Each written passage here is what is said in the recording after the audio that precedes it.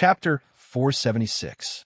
Yesterday, I said a lot of sincere things about myself, and then there was the call to take it off the shelves in the Chedia message box. As for the strength of the people's struggle, I feel very gratified. Gratified my ass. No matter how reactionary I am, I won't fall to the level of Carrefour. However, I can only shrug my shoulders and not bow.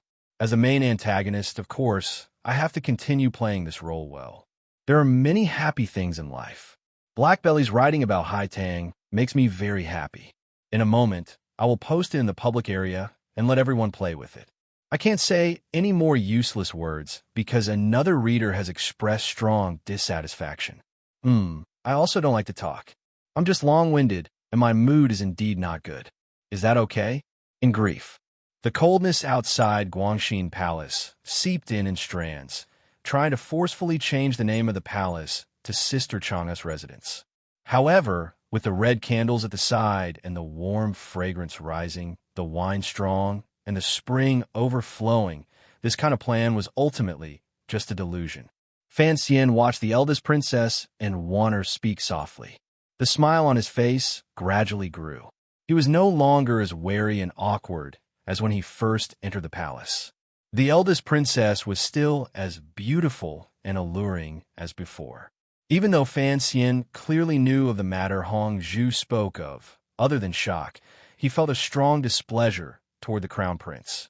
At least, looking at the foremost beauty in Qing Kingdom, the young son-in-law could not form too many feelings of disgust in his heart. Of course, this kind of emotion in itself was a wonderful thing.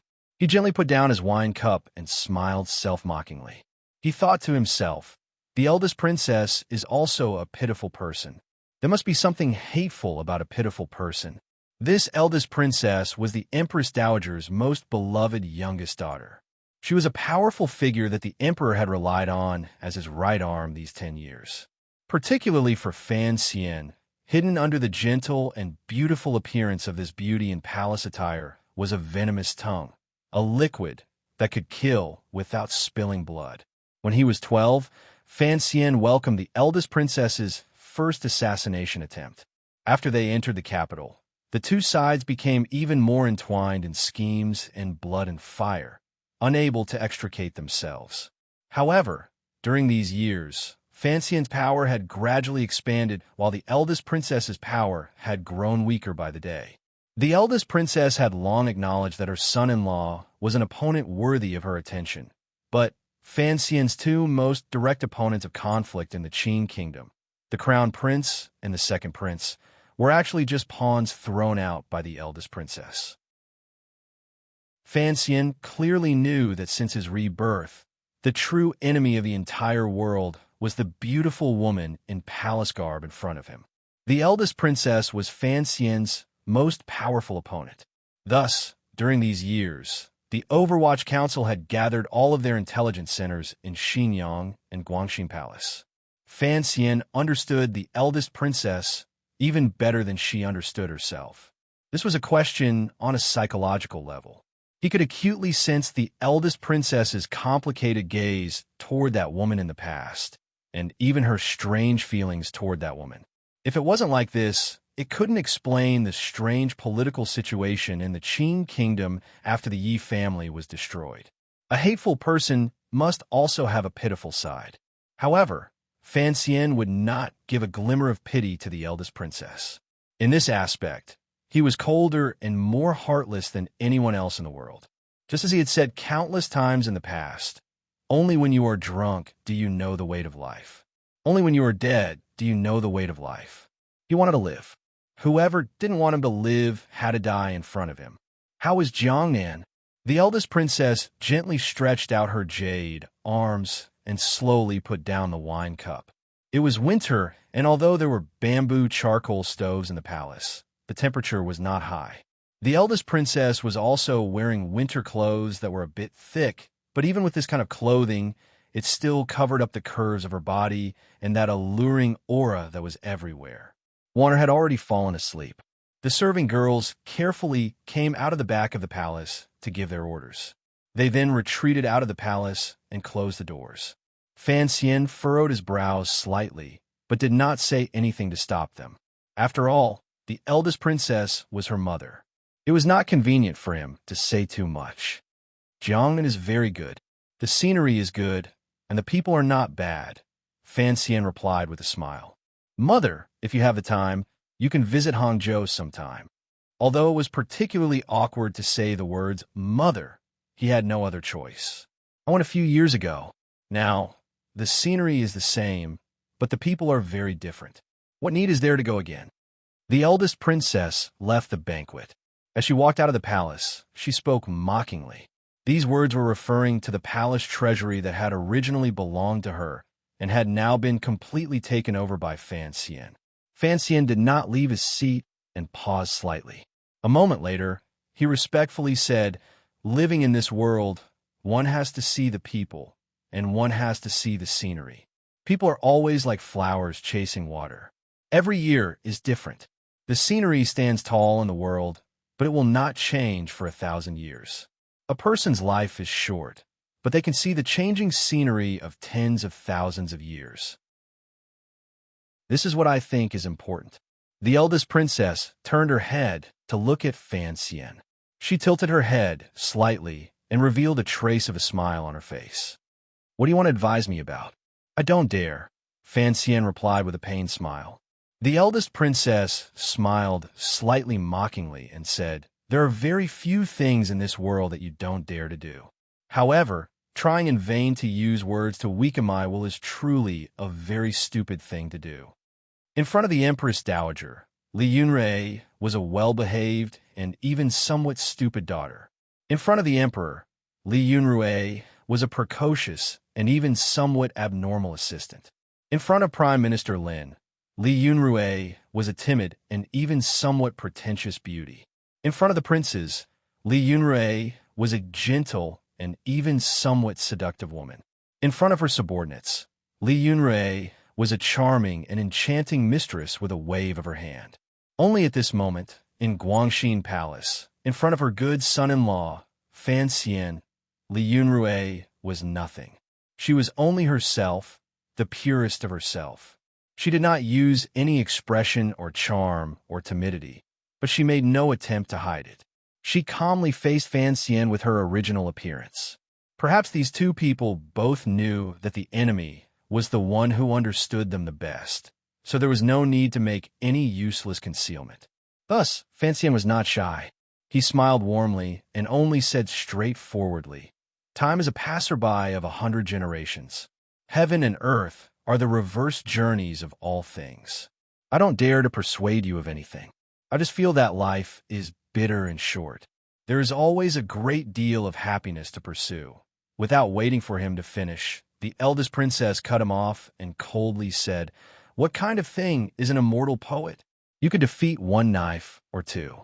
Open your eyes and see clearly who is standing in front of you.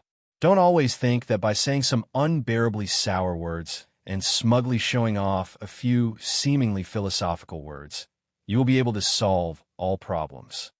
These words were spoken normally, but the pride and disdain in them appeared particularly sharp.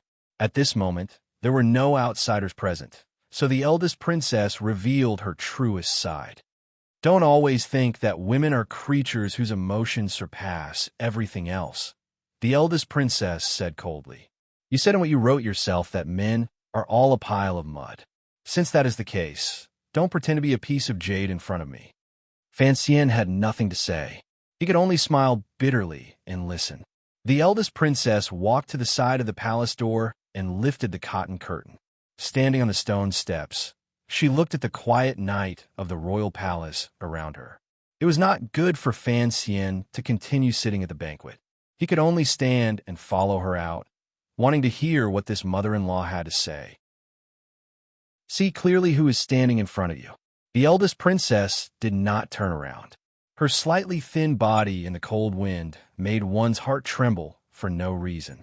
It was as if it contained an infinite amount of crazy thoughts. I am not a stupid girl like Haidang, she said. I had thought that the North had finally produced a decent woman. Who would have thought that she would still be a commoner? Fan Xian was speechless. He could only smile bitterly and think, who dares to compare to you? In this world where men were superior to women, It seemed that only this eldest princess dared to do what others did not dare and compete with men. In all areas, she competed with men. Fan Xian faintly understood that the eldest princess did not take those things seriously at all. Yes, it was like this. The heavens were about to cry. He scratched his head awkwardly. Facing such a woman, he felt his hands and feet bound. He had no idea how to respond. You should know why Mother summoned you to the palace and the banquet tonight, the eldest princess said calmly. You and I both know, so there's no need to say more. Just hide it a little more. I don't want Mother to be too sad and disappointed. Fan Xian bowed to the ground and said sincerely, I will obey. Obey. The corners of Princess Royal's lips slowly curled up, and the faint red curve of her face was particularly charming under the night sky. I have to admit that your ability is beyond my initial expectations. And you are her son, which surprised me even more. No wonder I couldn't kill you or make you move in these 2 years. His Majesty dotes on you, and the old guys love you. It's just a pity. You're just a stinky man after all. Fan Xian smiled and said, This is a problem of hormones and secretion. Here, the eldest princess started slightly. For the first time, other than determination, there was a glimmer of uncertainty and doubt in her enchanting eyes. She immediately shook off Fan Xian's purposeful act and coldly said, You're just like your mother, always having so many new words. Fan Xian's heart jumped. Calmly, he asked, You see my mother? The eldest princess was silent for a moment and then said, Nonsense. When she first entered the capital, she lived in King Cheng's manor. How could she not have seen her? It's impossible not to see her. Speaking of this, the eldest princess's eyes softly narrowed. Slowly, she said, I admired her very much. It could even be said that I was jealous of her. In the end, I looked down on her. Fan Xian furrowed his brows and smiled calmly. I don't think you have that right. These words were very bold, but the eldest princess was not angry at all. Lightly, she said, In many people's eyes, it is all so. Even though I have assisted my brother since childhood and done so many things for the Qin kingdom, as long as I am compared to your mother, no one thinks I am the best. But, the eldest princess coldly said, I still look down on her. Without waiting for Fan Xian to speak, she suddenly laughed somewhat nervously. Because in the end, she died. Fan Xian's heart jumped slightly. He didn't know if he could confirm the final truth of history today. However, the eldest princess's following words made him slightly disappointed. And I did not die, the eldest princess said coldly. Who can predict the future? Will I be able to do better than her? She turned around and stared at Fan Xian with eyes as soft as the moon and mist. Quietly, she said, In the end, she did not unite the world. Do you think I can do it? Fan Xian was watched by these two gazes. He forced himself to maintain his calm. After a long silence, he slowly said, Evaluating a person is not necessarily based on territory and the records in the history books. He suddenly thought of the letter he had seen that rainy night and said absent-mindedly, Just like my mother, she did not help the Qin kingdom unite the world. Who knows if she couldn't do it or if she didn't care to do it? The eldest princess was slightly startled. A sliver of her guard finally appeared. With a glimmer of dissatisfaction, she said, Things that can't be done are considered to be not worth it. Just as you said earlier, life is only a few decades. If you want to leave a lasting mark on the hearts of later generations, if you don't rely on the history books, what else can you rely on? My mother did not leave a single word in the history books. Fan Xian looked deeply at the eldest princess and said, I think you understand why. But you cannot deny her existence in this world because of this. Regardless of whether it is the products of the palace treasury or the Overwatch Council, they're all telling the world something. One day, the history books will be forgotten by people and the yellow paper will be swept into the trash heap. But the true changes to this world will always be preserved. After the eldest princess heard these words, she was silent for a long time. She then quietly said, You're right. I have not caused any true changes to occur in this world. She paused and then said self-mockingly, Other than causing the borders of the countries under heaven to continuously change, the land of the Qing kingdom has continuously expanded. Even if you conquer tens of thousands of li of rivers and mountains, you will still be a bun after death, Fan Xian said seriously. Although the eldest princess had mercilessly mocked him countless times earlier, he still said these seemingly trite words. The eldest princess no longer looked at him. She looked at the quiet scene in the royal palace and said, "Your way of thinking is different from most men in the world. Some men, it is because they are cowardly and incompetent that they gloriously say they have come to terms with it and are indifferent. However, for a man like you, who already has sufficient status and possibilities to not want to establish a career and leave a name in the history books, it is truly rare and cowardly." Fan Xian smiled and replied, "Perhaps Ji knows that he does not have this kind of ability. It is not always possible to see someone as talented and bold as the emperor." After saying this, he carefully glanced at the eldest princess. The eldest princess did not look at him. She looked at the corners of the royal palace. It was as if she had sunk into a strange emotion because of someone in Fan Xian's words. "I am a person with a strong desire for power," she said after a long silence. After a long silence, she said, "But this doesn't mean that I like things like power. I only need power to achieve a certain wish, and this wish is something that you people can never understand." Fan Xian lowered his head slightly. The eldest princess suddenly raised her hand and took in a few breaths of warm air. Her actions were as cute as a young girl's. She smiled slightly and said, "Women can also do things. I have always wanted to prove this point. Why is it that men always use women in this world? Why can't women use men?" The most beautiful woman in Qing Kingdom finally said to Fan Xian, "This is something I learned from your mother. I have said before that I looked down on your mother because, in the end, she still could not escape the fate of women being used by men. You can go. I'm tired. There shouldn't be a second time for this kind of conversation." Fan Xian lowered his head and bowed. Out of the corner of his eye, he glanced at the soft curve of the eldest princess's side profile. He thought about the words the eldest princess had said and smiled slightly. He thought to himself that perhaps this was the unchangeable norm of the battle between men and women. Even if it was her, wasn't it also a reaction after being used by men and not being able to change? The eldest princess looked calmly at his back. She hoped her words would be able to plant that poisonous flower in Fan Xian's heart.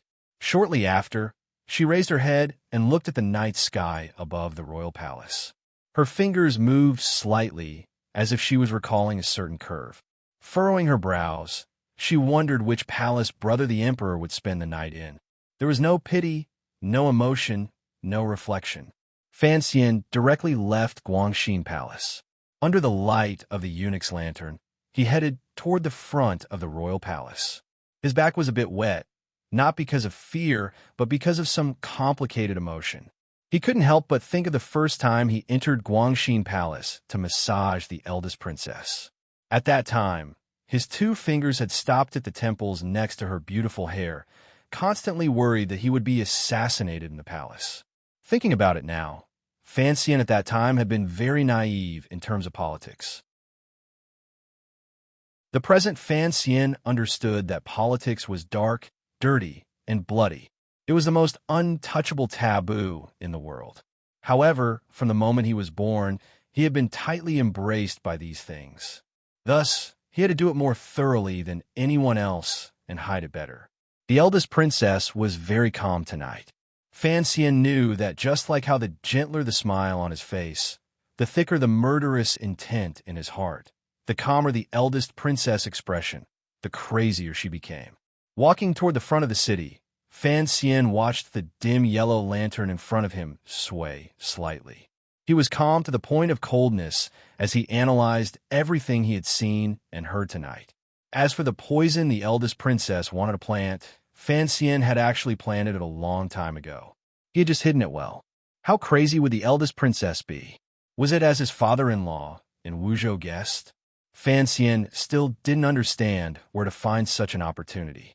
He suddenly remembered that the eldest princess had not mentioned a word about Lin Ruofu, who was far away in Wuzhou. Given Fan Xian's understanding of that old matter, the eldest princess might not necessarily be heartless toward Prime Minister Lin. Her actions tonight were indeed a bit strange. It looked like that woman had indeed changed in recent days. Substitute, Fan Xian furrowed his brows and quietly muttered to himself. He looked similar to the second prince. Strangely, he didn't look like the emperor at all. On the contrary, the crown prince, who had always been a bit weak, vaguely looked like the emperor. "Sir, what kind of substitute?" the eunuch leading the way asked fawningly. Fan Xian smiled and said, "Trash." There was a special place to rest in the royal palace. It was far from the inner palace. A dozen years ago, when the emperor had been busy with government affairs, he often worked through the night to handle state affairs. At that time, the prime minister and officials also had to wait in the palace and often didn't have time to return home. Thus, the emperor had issued a special edict to vacate an area in the front of the city for these officials to rest. Presently, Qing Kingdom was in a period of peace and prosperity, and there were temporarily no worries on the borders. The palace was no longer as busy as before, and this place had been quiet for a long time, until Fan Xian moved in today. Before long, Fan Xian had already left the manor. Borrowing the shadow of the tall city walls, he moved forward silently like a ghost.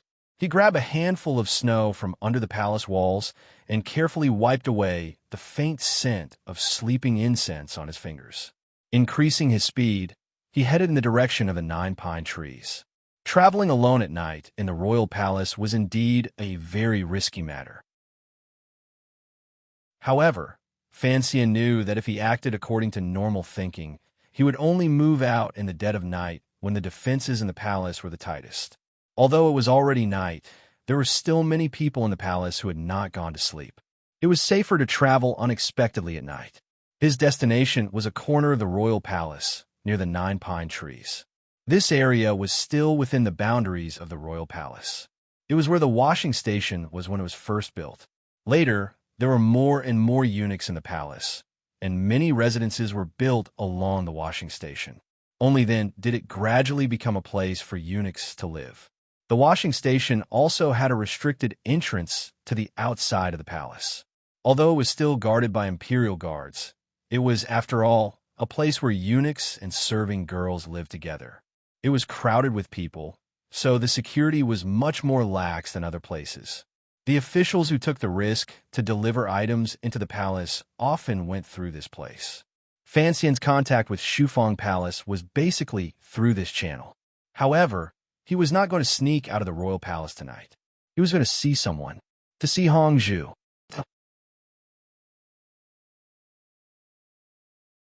Chapter 477. The Qing royal family had always been very strict with the management of the eunuchs. Among the many rules, there was an absolute order that absolutely did not allow the eunuchs to buy residences outside the palace. This was to ensure the privacy and safety of the nobles within the palace and make it easier for the imperial soldiers and guards to control them. It was also to prevent the eunuchs who had the means to buy residences from colluding with the officials in court. However, the eunuchs with status would never lack for silver. Since they could not buy residences outside, they could only put effort into where they lived. Thus, in this seemingly poor area of a laundry workshop, one could still find a dozen very eye-catching mansions. The eunuchs' individual courtyards stood calmly and proudly in the bustling laundry workshop.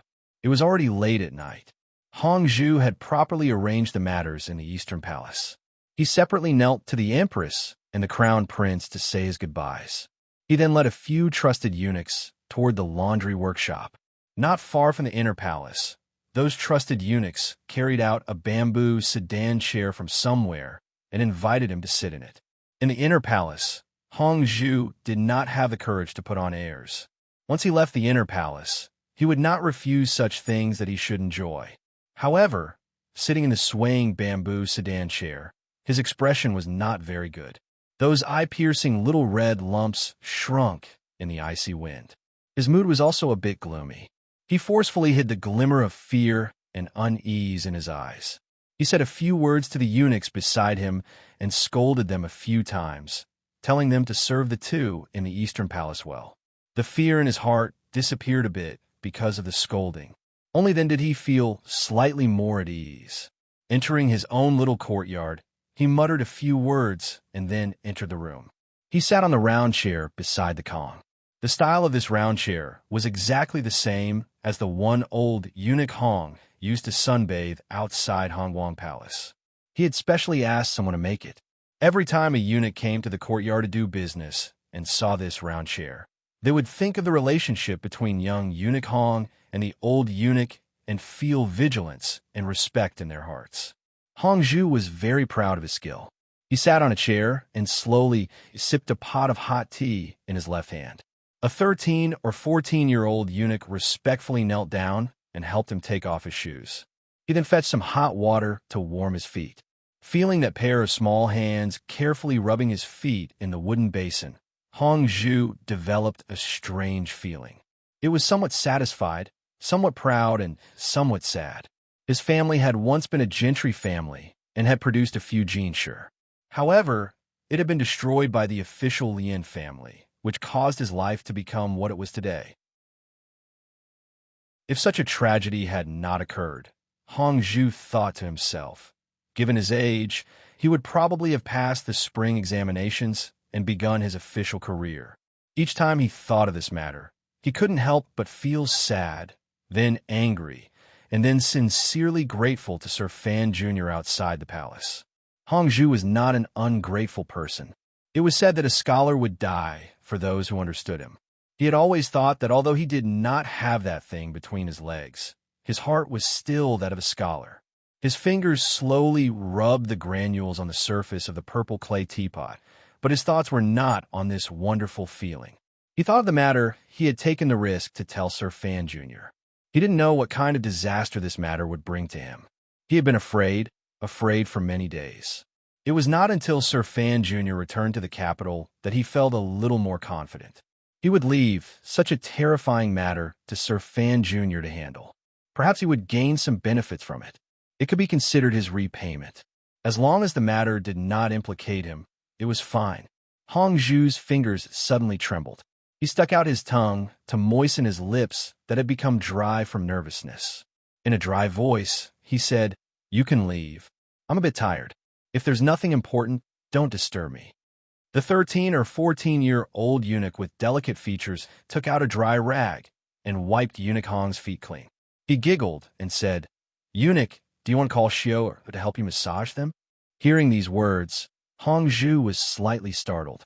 He immediately thought of the serving girl's soft body and fragrant wet tongue. A warm current surged in his lower abdomen, but it could not go to where it should go. Involuntarily, his expression darkened slightly.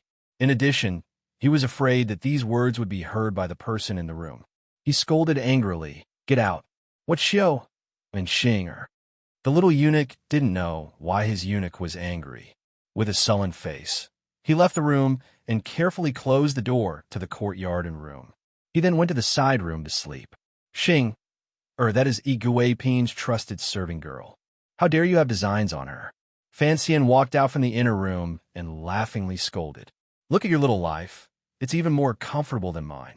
You've gradually become more daring. With a sullen face, Hong Zhu said, "Don't embarrass me. I really don't have much courage." He glanced at Fan Xian probingly and smiled.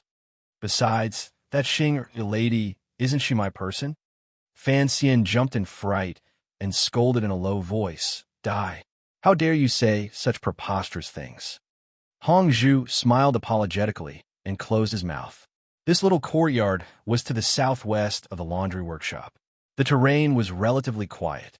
Earlier, Fan Xian had circulated his junshi to listen. There shouldn't be anyone eavesdropping around. It was relatively safe and convenient to speak. He was afraid that Hong Zhu would be too shocked by that matter, so the moment he opened his mouth, he first said a few naughty jokes. He sat at the foot of the Kong. The lights in the room could not cast his shadow outside from this angle. Hong Zhu carefully looked around and lowered his voice. "Sir, I knew you were staying in the front of the city today, so I guessed. However, this place is also not safe. It's best to leave quickly." Fan Xian nodded and glanced at him. In a low voice, he asked, "Are you sure?" Hong Zhu's expression immediately changed. His lips trembled for a while. He looked around fearfully and nodded a moment later. "Keep this matter to yourself. Don't tell anyone." Although Fan Xian knew that Hong Zhu was not that stupid, he still reminded him worriedly. Furrowing his brows, he said, "Even if you cover it until it's rotten, don't talk too much. When you're sleeping, it's best if there's no one beside you. Not even that Xiao. Hong Zhu shivered and thought to himself, F***CK, this is too extreme. Who can control something like sleep-talking? In reality, Fan Xian was also a bit angry at this moment. There were too many things to consider in between how to turn this hot potato into a stone that could hit people. His main purpose in visiting Hong Zhu tonight was to confirm this matter face to face. The follow-up arrangements could not be made carelessly right away. He was silent for a moment and then said in a low voice, "Regardless of what you do next, there is one thing you have to remember. First, you have to remove yourself from this matter. Don't let anyone find out that you have anything to do with this matter." "This is the first condition," Fan Xian said seriously. "As long as there is even the slightest possibility that it involves you, then don't move." Hong Zhu nodded silently. He had long known that if he sold this information to Sir Fan Jr., Sir Fan Jr. would certainly use this information, and he would certainly become an important part of the other party's actions. From the very beginning, he had put his little life in Fan Xian's hands. The kindness of dozens of lives in his clan was repaid with his life. It was nothing. Hearing Fan Xian's concern for his safety, he felt more and more moved in his heart. The candlelight in the room swayed for a moment. The light and shadow were slightly blurry. Fan Xian called Hong Zhu to his side and quietly said something in his ear. The more Hong Zhu listened, the brighter his eyes grew.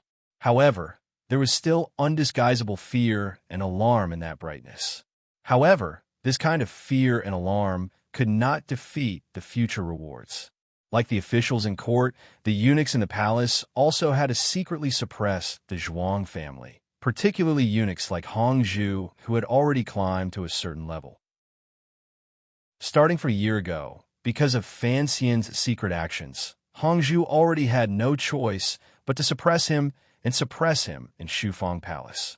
Right now, it is inconvenient for us to contact each other. We have to find a way. Fan Xian finished explaining some things and furrowed his brows. But we can't go through the middleman. There's still some details that I have to go back and think about. Before I return to Jiangnan, we have to see each other again. In the first month, when can you leave the palace? 22. Hong Zhu swallowed and lowered his head. The Empress doesn't like the embroidery color that Jiangnan sent as a tribute last autumn. She asked for an edict to order a batch from Dongyi. This is a profitable business. The Empress bestowed it to me, so I can go out that day. Fan Xian nodded and confirmed the time for their next meeting. However, a thought flashed through his mind. He realized that the Empress truly doted on Hong Zhu, this eunuch. He looked at the pimple on Hong Zhu's forehead and unconsciously glanced at his crotch. Shortly after, he laughed silently at himself. He had seen too many shady things in this gloomy and heavy palace. He couldn't help but want to think about everything 3 ways down. However, this was impossible. The checks to enter the palace were too strict. On the land of the Qing kingdom, it was impossible for a story like Wei Xiaobao's to appear. Fan Xian didn't dare stay in Hong Zhu courtyard for long. In the end, he gave a few more careful warnings and left. It was a long time after he left that Hong Zhu came back to his senses. Looking at the empty corner of the Kong and the lights in the room, he was confused. The door to the room and courtyard hadn't even been opened. How did Sir Fan Jr. leave? He really is amazing. Hong Zhu slapped his thigh and silently sighed in admiration. For some reason, the large stone that had been pressing down on his heart suddenly became much lighter after Fan Xian's arrival. Perhaps he had told this massive secret to another person and split it in half. Perhaps he felt that a godlike figure like Sir Fan Jr. would certainly be able to handle this matter. He had a lot of confidence in Fan Xian. He felt that he could finally have a good night's sleep. With a relaxed expression, he blew out the lights, took off his clothes, and burrowed into the thick blankets. Although Xiao Er's youthful and beautiful body was missing from the blankets, young eunuch Hong still felt very happy. However, Fan Xian's confidence in Hong Zhu was not full. He had three methods of controlling Hong Zhu. One was to help his family get revenge. Another was to give his brother in Jiaozhou countless benefits. What he truly used to tie down Hong Zhu was still affection. In this world, everyone was different. Some people could be bought with money. Some people had no ability to resist in front of beautiful women. Fan Xian confirmed that Hong Zhu was a very special little eunuch. He was sincere and chivalrous. Otherwise, he would not have been willing to become a nail in Fan Xian's hands in order to repay a favor. He also would not have occasionally curried favor with old eunuch Hong. However, a person's personality and nature would always change according to the environment they were in. Hong Zhu was no longer that bitter child running for his life in the mountains. He was also no longer a little eunuch who was bullied by others in the palace. He was the head eunuch in the Eastern Palace. He was deeply favored and trusted by the empress, the emperor's favorite, and the eunuchs and serving girls in the palace fawned on him. Circumstances changed one's temperament. Vanity could melt one's bones, and greed could cloud one's heart. Who knew if, in the future, he would not be unable to resist the temptation of profit and quietly lean to the other side? No one knew that Hong Zhu was one of his people, so it would be very easy for the other factions to accept him. If they were playing around, of course, Fan Xian would be happy with this state.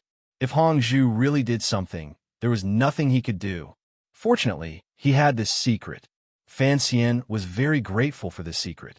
Regardless of whether or not it could bring him any benefits in the future, at least this shared secret could make it so that Hong Zhu would never be able to leave him again, at least until the eldest princess and crown prince fell from power.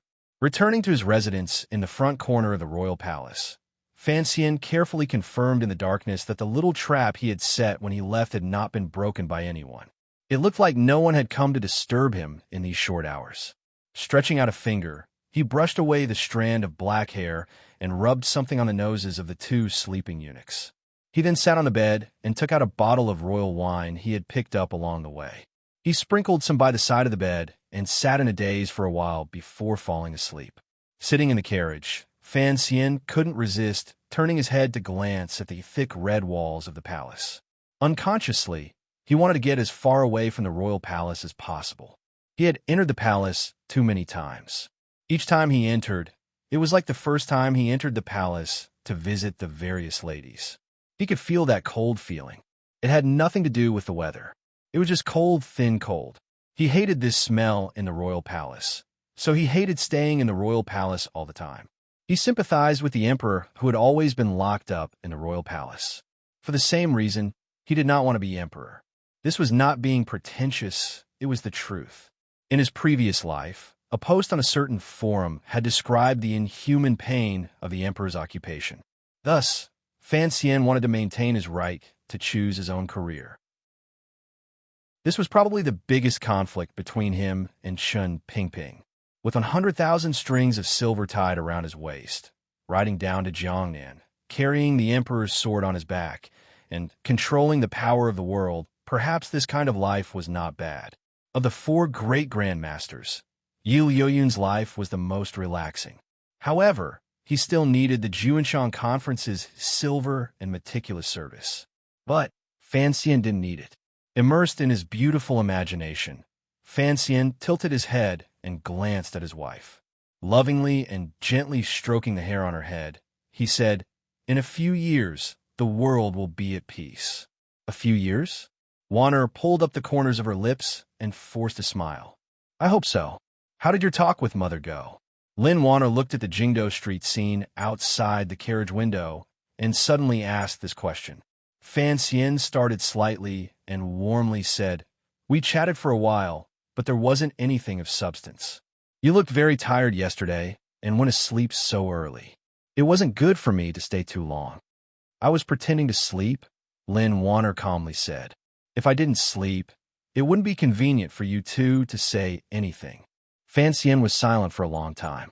Only now did he understand that his wife was giving him and his mother a chance to negotiate and see if they could reach a compromise. However, there was already too much blood on their hands. It would be difficult to wash them clean and carry out a second handshake. Feeling her husband's silence beside her, Lin Warner suddenly felt that her spirit was lacking. Her body felt weak. In a quiet voice, she said, "What should we do?" Fan Xian silently pulled his wife gently into his arms. He didn't know what to say. Warner did not refuse his embrace. She tilted her head and gently leaned against his chest. A trace of indifference and hopelessness appeared between her brows and disappeared in a flash. Tears began to roll down like pearls. They formed a line and soaked Fan Xian's clothes. It was not that Fan Xian had not considered the problem of what to do. However, the situation had long been set.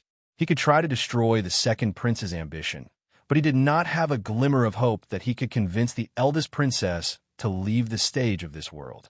Either you die, or I perish in the struggle. Naturally, Warner, who was caught in the middle, was the most pitiful person. Fan Xian clearly knew this, but he could not change anything. He held his wife tightly in his arms. For some reason, his heart also began to ache. A year ago, Warner had reminded him that perhaps his mother would once again join hands with the crown prince. Thinking back to the past, Fan Xian couldn't help but sigh in admiration at his wife's sharp intuition. He knew that it was not that Warner did not understand the turbulent undercurrents under the Qing kingdom's golden age of peace. She was caught in the middle and could only remain silent. Always silent, so silent that it seemed to have disappeared. Because of this, Fan Xian felt increasingly guilty and apologetic toward his wife because he could not say anything. He could not even give her a promise. In his arms, his wife was crying silently. Fan Xian gently used his thumb to wipe away the tears on her face. Raising his head to look at the scenery outside the window, he thought to himself that even if a person had two lives, there were still many things that could not be changed and many wishes that could not be fulfilled.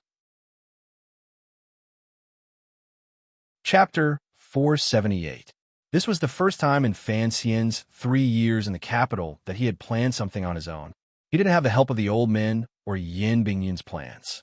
However, he could still use the Overwatch Council's enormous intelligence network and the enormous files and resources accumulated over the years to begin extending the tentacles of a conspiracy from outside the royal palace into the royal palace. The pressure was great, but he had to learn to endure it. In the process of preparing for this matter, it wasn't that he hadn't considered telling the truth to his father and Chen Pingping. However, the thoughts of these two elders were truly difficult to fathom. No one knew how loyal they were to the emperor. He also didn't know whether or not such a conspiracy that would throw the royal family into chaos would be forcefully suppressed by these two elders for some reason. Thus, he chose to move forward in the dark alone. The Overwatch Council's intelligence reports flowed endlessly into his study. In order to avoid drawing the attention of those with ulterior motives, Fan Xian used an ingenious name. He only carefully touched on the information on the outside. Then, it passed through a few hands and was delivered to a remote and quiet courtyard in the middle of the city. He didn't dare to be silent for too long in the study and reveal any traces. As usual, he was filial to his father and wandered freely in the garden. Along the way, he even went to Xian Shiwu's manor to be a guest. However, this year, Xian Shiwu did not invite him as he had in the past. Fan Xian knew that Xian Shiwu was, after all, close to the crown prince. At this juncture, when the crown prince was gradually waking from his silence and using his good performance to fool everyone in the palace, Xian Shiwu must have received the Eastern Palace's signal and no longer try to rope him in. However, this change was not sudden. Xian Shiwu found a good excuse and personally went to the manor to deliver a generous gift. After a few days, Fan Xian finally thought through this matter from beginning to end. After going through the plan in his mind, he stood in the position of an investigator and used a cautious gaze to examine the clues in his mind. He confirmed that the royal family's investigation from top to bottom would not involve Hong Zhu and would not implicate him. Only then did he feel slightly more relaxed. On the 7th day of the new year, Fan Xian, who had been cooped up in the manor, pestered his brother to go out for a walk. Fan Xian glared at him and retorted, "You think you're still the second young master of Fan Manor? Right now, it is the council that is hiding your whereabouts, but I'm sure that the palace already knows where you are. Right now, no one from the Ministry of Justice has come to arrest you because the palace is giving face to Father and me. If you go out with such a fat face to show off, where will the palace put its face? Someone will be coming to arrest you soon." Fantasia was surprised. Why was his brother speaking so harshly today? But in the year he had been working in Northern Qi, he still retained the sinister business genius of the past. He had also shed some of his pompous air. He immediately saw that his brother had something on his mind. His mood was heavy. Carefully, he asked, "Brother, what happened? We are brothers in this world. Tell me what you want and see if I can help you." Fanxian suddenly thought of the Northern Qi aces who had followed Fantasia south and were now arranged to live in the country estate outside the city. His heart jumped, but he immediately cast aside those thoughts. He didn't even dare to disturb Director Chun and his father, let alone his precious younger brother. It was just that Xia had seen through his thoughts, so he had to cover it up. He paused slightly and then said, "On the 10th day, the Great Prince's Manor will open its doors to welcome guests. I will also be going." "The 10th day?" Fantasia pressed his lips together and giggled. "Brother, that is an important day. It looks like the Great Prince truly thinks highly of you to actually pick such a day to invite you." Fan Xian laughed coldly. "I'm afraid this is Wang Fei's intention. What am I worried about? I said I was going to take Hongsheng, but yesterday, someone from the manor came to remind me that on the 10th day, our second prince will also be going." Fantasia sucked in a cold breath. "Good heavens, brother, you beat the second prince into a pile of mud, and now you're going to sit at the same table to eat. Be careful of that woman's dirty tricks." Fan Xian furrowed his brows and said, "Not necessarily. Who would dare to kill someone in the Great Prince's manor? It's just, I feel it will be difficult to deal with." Fantasia lowered his head and immediately understood what his brother was worried about. The Great Prince had chosen the 10th day to invite guests, and it was Fan Xian and the second prince. Presumably, the Great Prince still wanted his two brothers to be at peace again. His brother could not give face to the Great Prince, but he couldn't let go of the second prince. No wonder he was in such a difficult situation. He thought he understood the reason for his brother's heavy thoughts. He shook his head and said, "If you want to eat, then eat. In any case, if you don't say anything, the Great Prince can't do anything to you." Fan Xian smiled. "That's true." He looked at his brother and suddenly said, "Are we really going out? We can't get out of the carriage. We can only watch from the carriage." Fantasia was overjoyed and looked at him pitifully. After returning from Northern Qi, he had been locked up in the manor.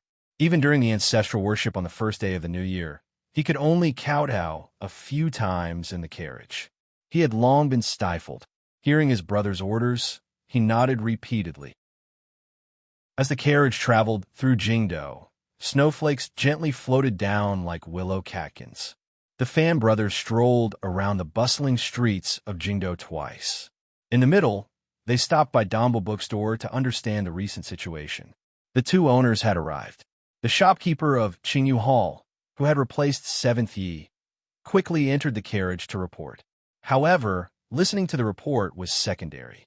Fantasia only wanted to see the small bookstore he had started. After leaving Dombo bookstore, they went to Baoyue brothel. The carriage stopped outside the hidden back door of Baoyue brothel.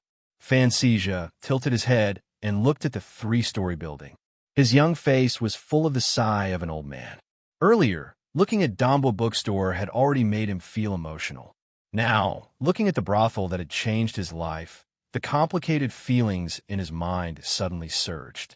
Fan Xian lifted the curtain of the carriage and walked out. Fantasia was overjoyed. Without saying anything, he followed him out of the carriage. There was already someone waiting at the back door. The group of people quietly entered the back courtyard and followed the quiet stairs directly up to the 3rd floor. They sat in the room that had been empty the whole time. Fantasia excitedly twisted his head and looked around. Occasionally, his palm would touch the antique furniture that he had personally arranged in the style of the Wei Kingdom. His face was full of reluctance and excitement. Fan Xian smiled and glanced at him. He was not worried about his brother's safety. In Jingdo, as long as he came out with him, no one would dare to force him to do anything. However, looking at Fan Sija's expression, his emotions suddenly stirred. For people like Sija and the third prince, if they were to be judged as good or evil, they were probably characters that should be cut 1,000 times. Yet, he had always stood firmly behind them. He laughed at himself and thought to himself that he really was not a good person. There was no one else in the side room.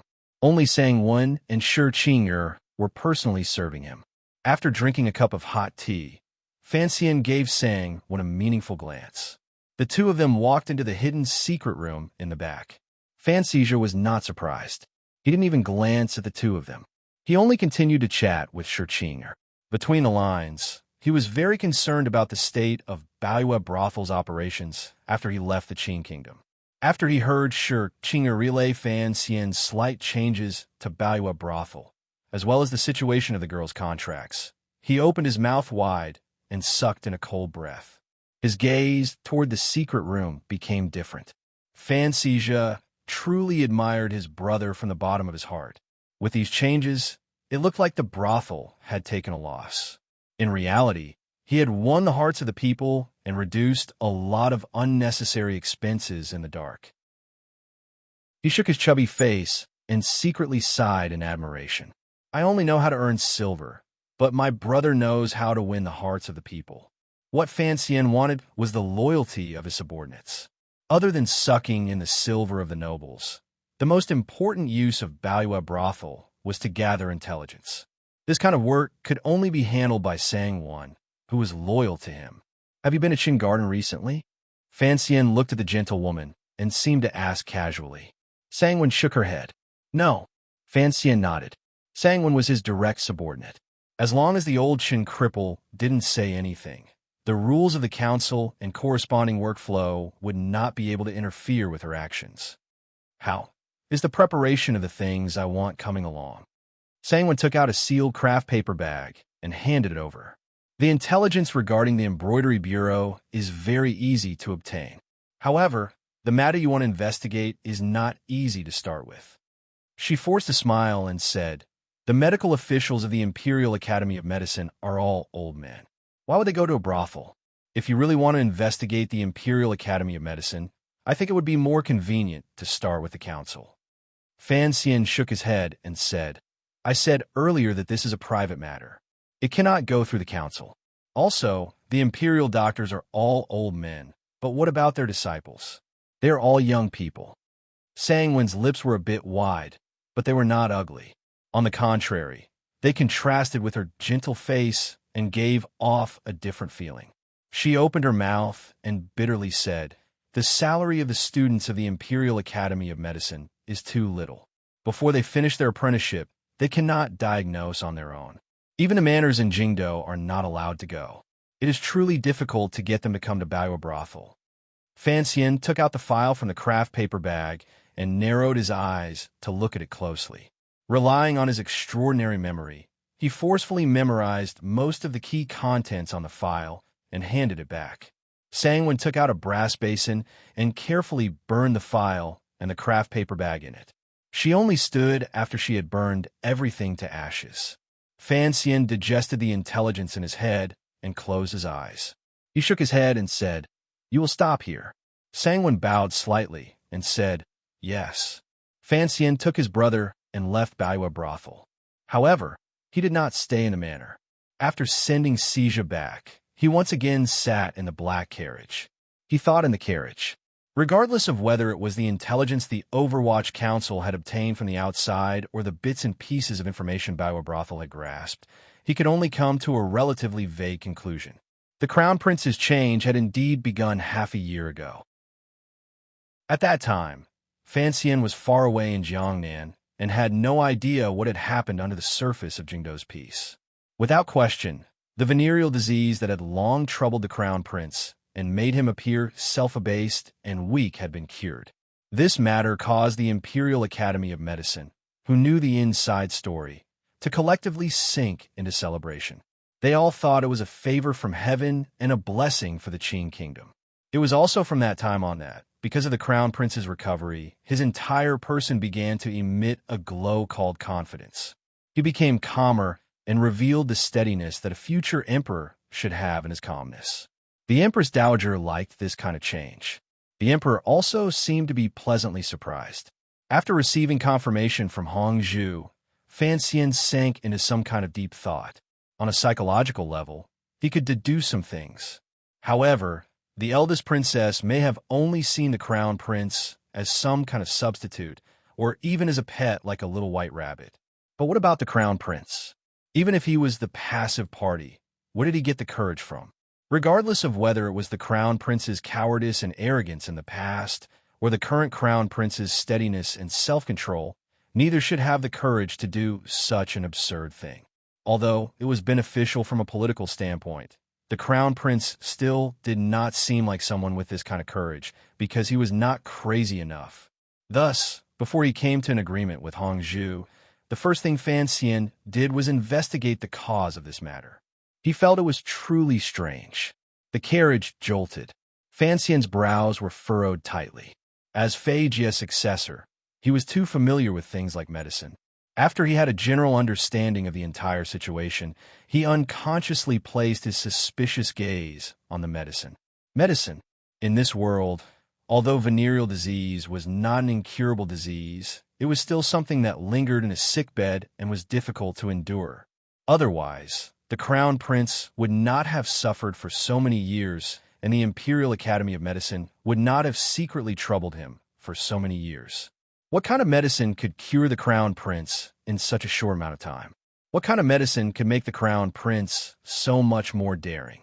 Thus, he arranged for Sang when to begin investigating the clues along the way.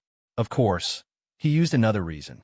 However, after investigating, he found that the back of this clue was a ball of dense fog.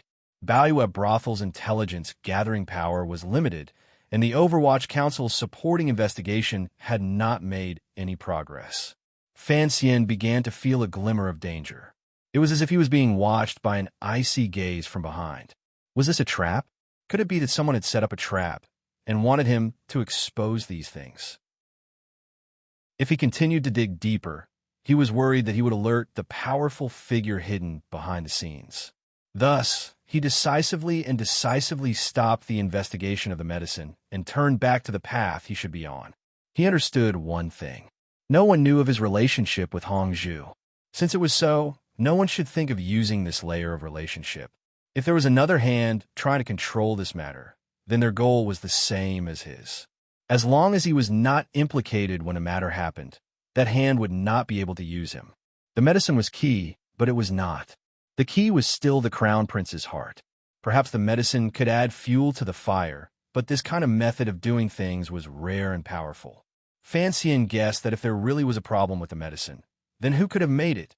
In an instant, a few names immediately floated into his mind.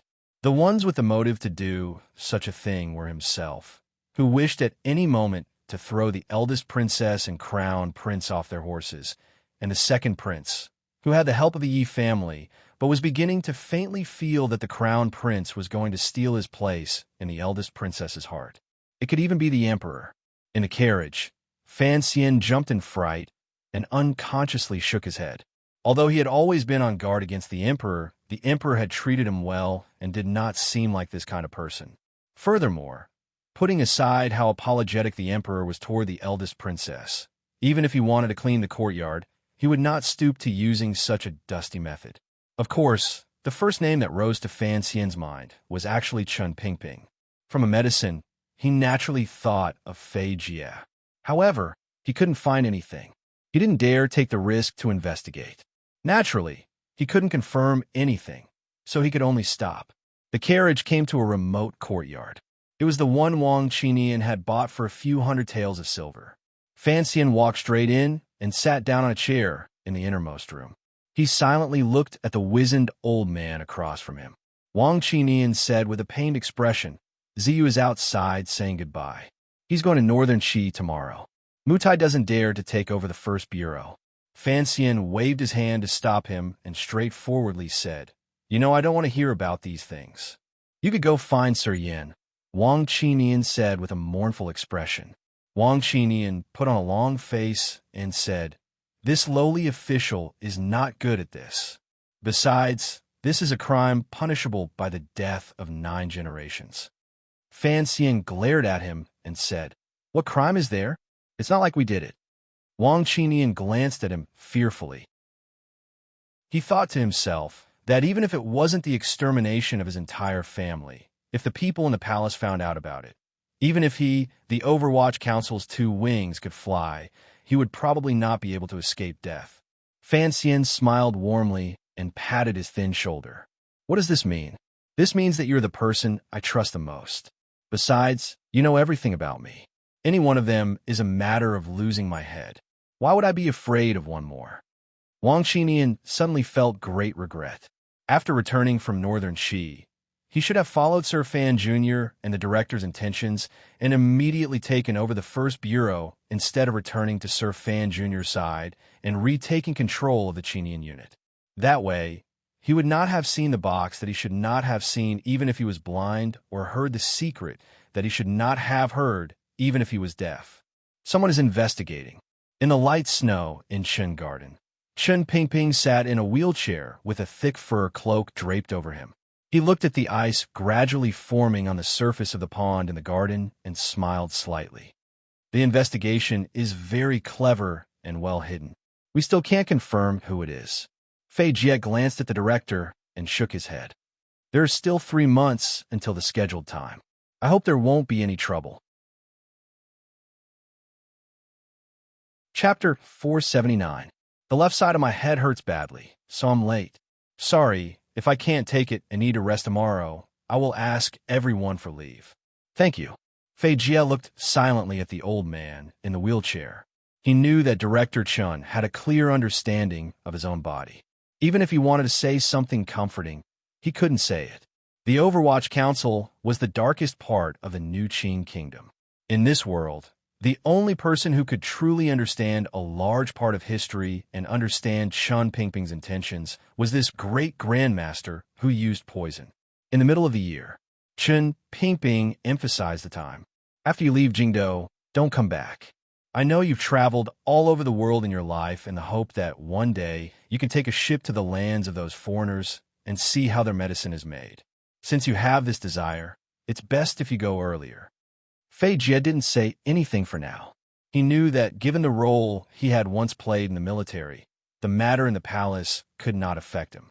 The reason the director urged him to leave the Qin kingdom and take a ship was because he wanted him to complete his life's ideals before the matter blew up and let him leave that matter. Although he was old, he still had ideals. I should have gone a long time ago, Fei Jie said with a smile. However, I've taken on a student, and I always miss him. Go, Chen Pingping said sincerely. You only have one life. Do what you like to do. Otherwise, when you're old and crippled, you won't be able to walk even if you want to. Although I don't believe in the retribution the temple speaks of, you've killed countless people in your life. You will always draw attention. Of the 3 old poisoners, Xiao En is already dead. I heard that the one in Dongyi also suddenly got a strange disease. You're the only one left. You have to live on. Fei Jie was silent for a moment.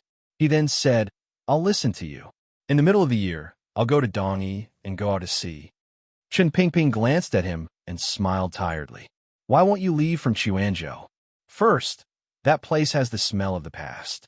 I don't like to remember the past, Fei Jie said. Second, since I'm going out to sea alone, I don't want the Emperor or Fan Xian to know where I'm going. Chen Pingping nodded. Fei Jie had a very special role in the Overwatch Council. He had resigned from his position in the 3rd Bureau many years ago, and was now considered to be one of the Council's worshippers. The current head of the 3rd Bureau was his junior. Commissioner Fan Xian was his student. In all these years, he had been Chen Pingping's right-hand man and good friend, so he was very aloof in the Council. Although there was still an empty room in the basement of the square building for him to conduct research, he rarely went there. His daily work of concocting medicines and fumigating poisons was all done in a courtyard in a corner of the capital. This courtyard was a monologue research department, and its funds were, of course, provided by the Overwatch Council. The corresponding servants and apprentices were all members of the Overwatch Council. The research results of a master of poisons were naturally quite valuable. Regardless of whether it was the arrow poison needed by the military or the poison needed by the nobles in their backyard to kill each other out of jealousy, they were all objects that people salivated over. However, the defenses of this courtyard were not very strict. Because of Fei Jie's vicious and poisonous reputation, the enemies of northern Qi and Dongyi, as well as the nobles within the Qin kingdom, did not have the courage to go into the courtyard and pretend to be a thief. Who knew what kind of poisonous insects Fei Jie raised in the courtyard, or what kind of poisonous powder he scattered? The apprentices and servants who served Fei Jie were naturally not worried about this. They all carried antidote pills on them. Even if they mistakenly took them, there would be no danger to their lives. However, the people in Fei Jie's courtyard often faced financial danger. Because of the research of poisons and the purchase of rare raw materials, it always required a large amount of money. In the past few years, the palace treasury did not have enough money, and the Overwatch Council sometimes did not have enough money to allocate. When Fei Jie was doing experiments, he did not want to wait. Thus, the apprentice's monthly pay was often deducted. After the matter was over, Fei Jie often forgot to make up for it, and the apprentices did not dare to open their mouths to ask for it. Thus, their lives were not very satisfactory. As long as one was a member of a large organization that served the Qin kingdom, people would always find all kinds of ways to earn extra money and fill their pockets. The apprentices in the council were no exception. What they relied on was their understanding of poisons. Although they didn't dare enter that little room and take out and sell Sir Fei's treasure results, some unremarkable little playthings became a way for them to make money.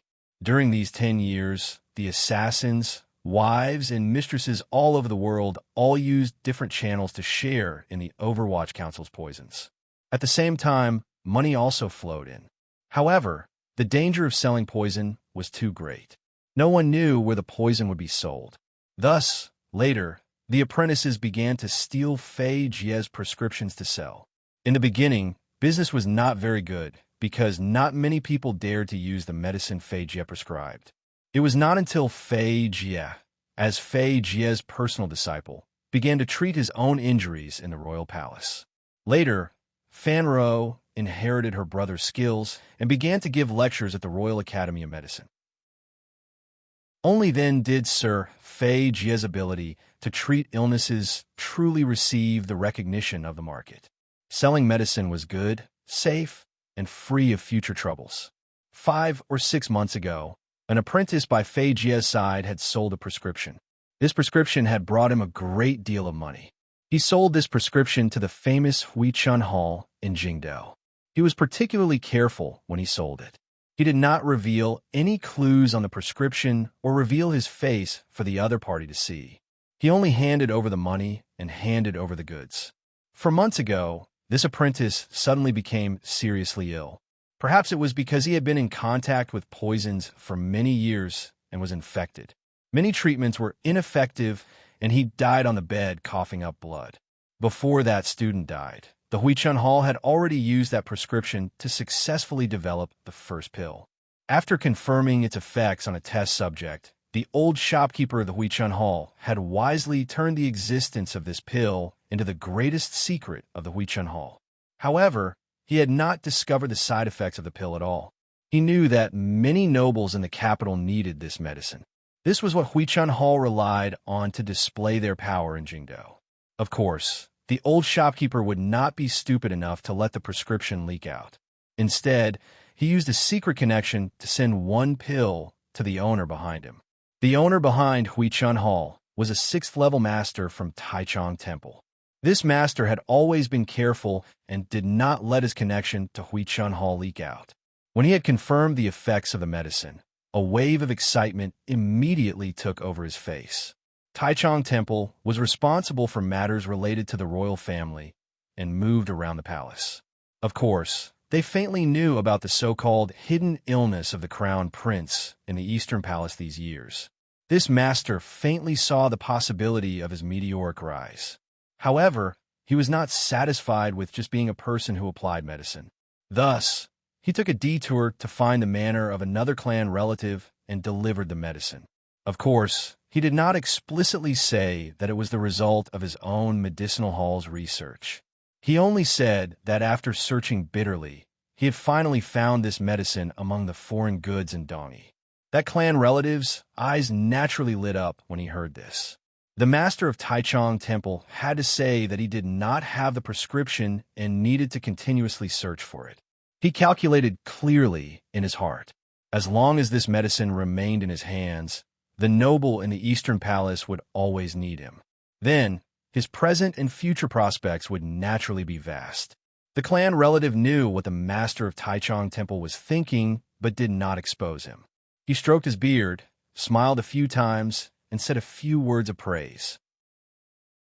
He only said that he would take the medicine and would not say that the medicine would be sent to the palace. They both knew this.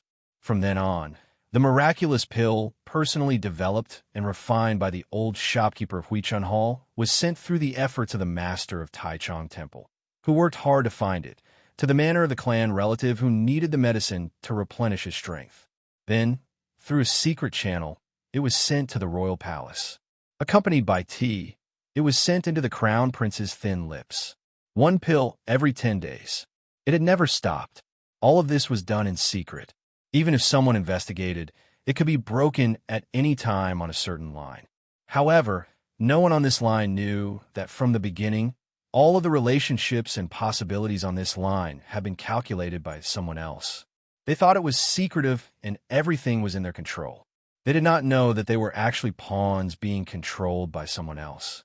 In the little courtyard, Fan Xian left behind Wang Qinian, who was deep in thought, and walked to the side of the well. Deng Ziyu had been waiting outside the entire time. Seeing that he was here, he quickly came up to report. A glimmer of reluctance and a bit of nervousness naturally appeared on his face. Tomorrow, he would head far away to northern Qi to take over Wang Qinian's position as the head spy in the north. Although this position was nominally under the jurisdiction of the 4th Bureau, it had always reported directly to the director or the commissioner. It was a very important position. After Yin Bingyin was Wang Qinian, and after Wang Qinian was him. He knew that his ability was not in this area. He was afraid that there would be a large gap between him and the other 2 officials in the north. Thus, he sincerely asked Sir Fan Jr. for advice on the matters he should pay attention to on this trip.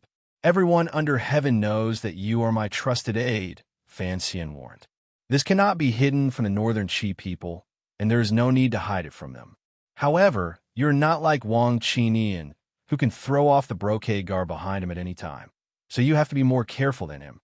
He paused, and then said, So, you have to get used to playing the role of a diplomatic official. There are many kinds of spies. Sir Yin Jr. was a secret spy, and Wang Qinian was half light and half dark. You can only be an open spy. Unless there are special circumstances, do not use the network in the north. You are careful enough. There's a lot of information that actually does not need to be secretly inquired about. You only need to attend a few banquets and chat with the nobles of northern Qi, and you'll be able to find out. Deng Ziyu was slightly startled. Sir Fan Jr.'s new way of speaking immediately opened another door in his mind. Spies could it be done without eavesdropping?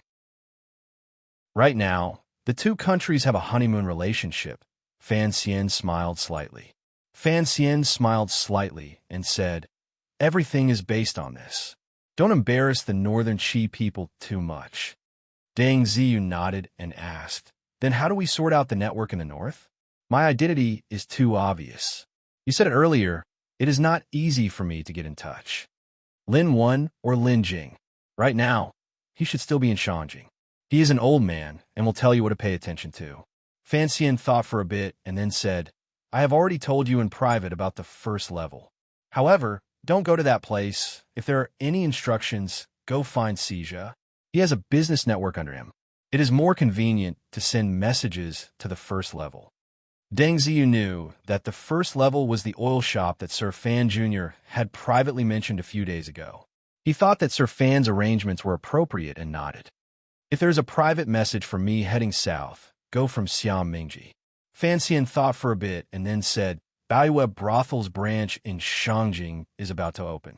At that time, I will have them contact you." Deng Ziyu thought that Sir Fan had already arranged everything, so he did not need to spend too much effort. Fan Xian looked at his calm face, but a faint apologetic feeling welled up in his heart. Having Deng Ziyu reveal his identity and go to Northern Qi was actually to make it inconvenient for him to come into contact with Northern Qi's spy network.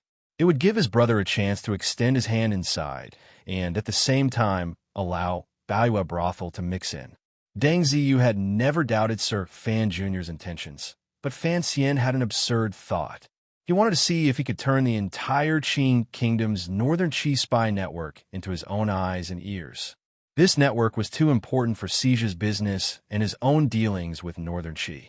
He gently coughed and then said, "On this trip north, I will take 300 black knights to escort you through Sangzhou. Naturally, there will be Northern Qi people to meet you there. Other than court matters, the most important thing is that you bring me alive into Shangjing.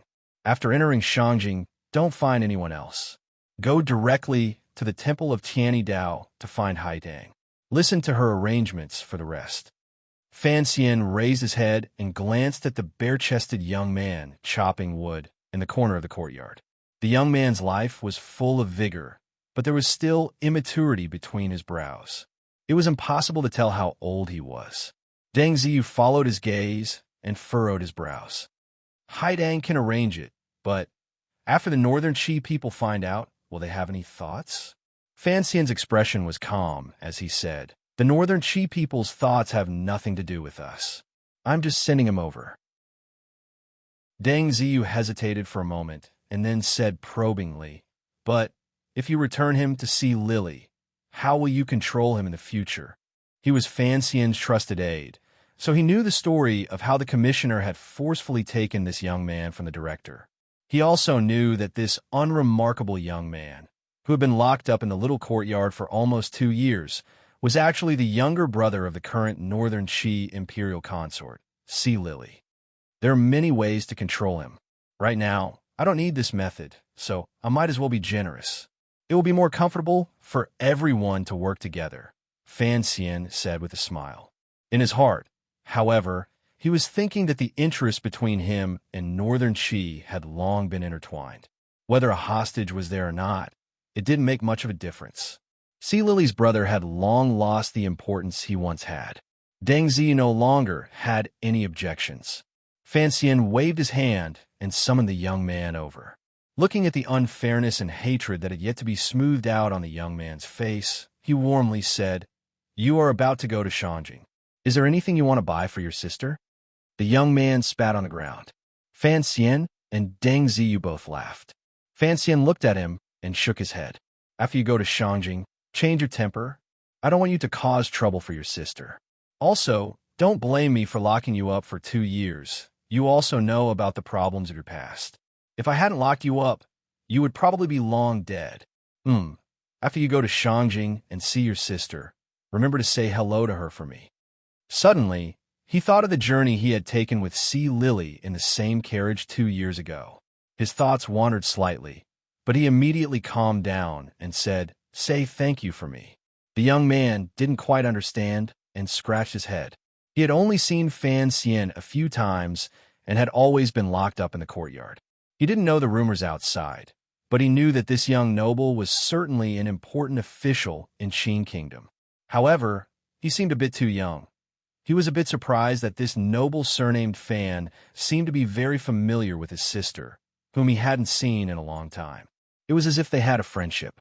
Hearing this person say this, was he really supposed to be grateful to him? The young man scratched his head again.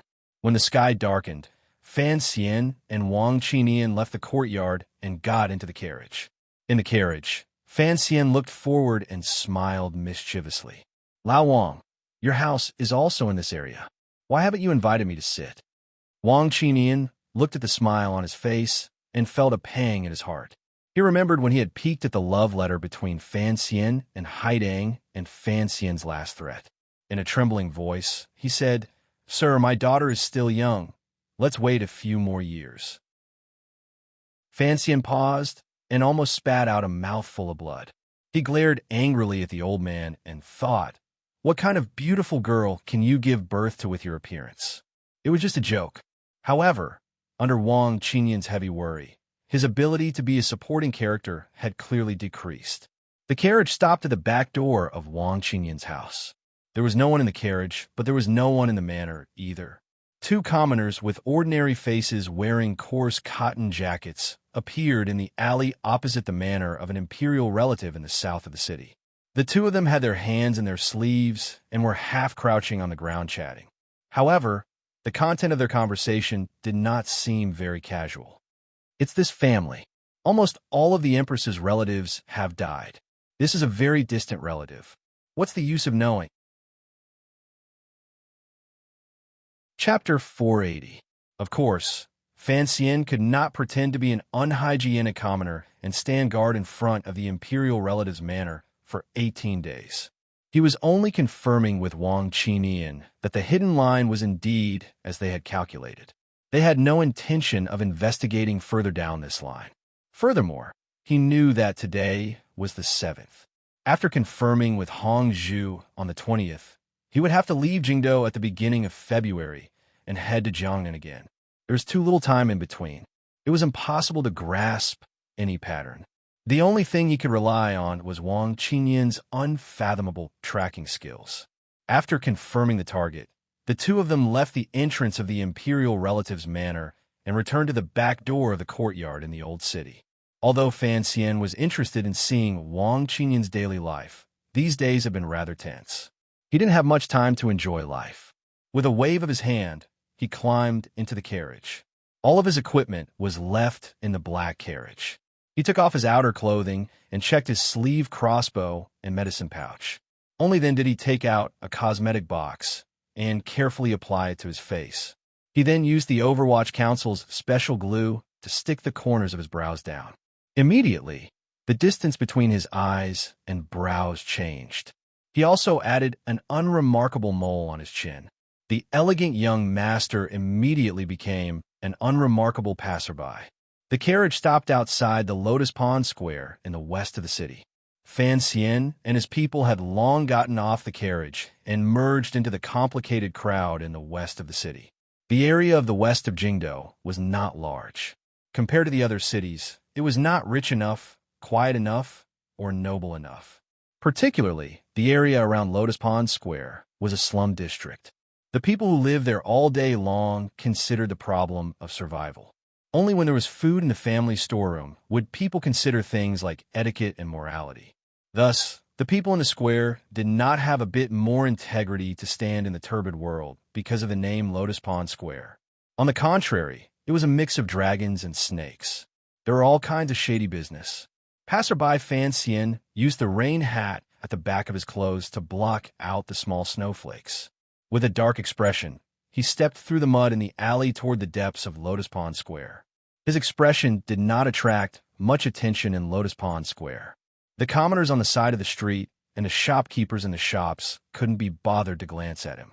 There were too many people in the square with dark expressions, as if their fathers had died. There were too many brothers on the street. It was not every day that they could collect their debts. Not every time the Jingdo government caught them, they were able to escape. The brothers on the street were righteous and vicious. Their moods were also very violent, so it was normal for them to be gloomy. Passing through a narrow alley with broken eaves, Fan Xian once again fell into the encirclement of the prostitutes standing on the street. Fortunately, it was still early. Although the dedicated prostitutes had come out to stand, the shoddy makeup on their faces and their incessant yawn spoke of their low fighting ability. Only then was Fan Xian able to leave lightly and burrow into a little wooden building in the back of the street to find his destination. The wooden room was filled with an unpleasant smell. The moment Fan Xian entered the door, he couldn't resist rubbing his nose. However, he did not take off the hat on his head. He sat directly by the bed and took out a token from his clothes, handing it to the vigilant, paralyzed man on the bed. The paralyzed man's hand could still move. He stared at this uninvited guest with a face full of nervousness. After accepting the token and looking at it closely for a while, he lowered his voice and said, "Since you are one of us, Why did you come up so rashly? Fan Xian didn't have time to argue with him. Straightforwardly, he said, Has anything good come out from inside recently? The paralyzed man's expression changed. He didn't know what kind of person this hateful person in front of him was in the gang for him to ask so directly. Since he knew about this matter that required his head, he must be a trusted aide of the gang leader. He felt around in the smelly blanket for a while and pulled out countless boxes. Fan Xian opened them one by one and looked at them closely. His face still had that lifeless expression. It was clear he was not satisfied. The paralyzed man looked at his expression and shook his head. He rummaged around in the porcelain pillow under his neck for a while before finally pulling out half a piece of jade and handing it over. Fan Xian accepted the jade and looked at it closely. The color of the jade was excellent.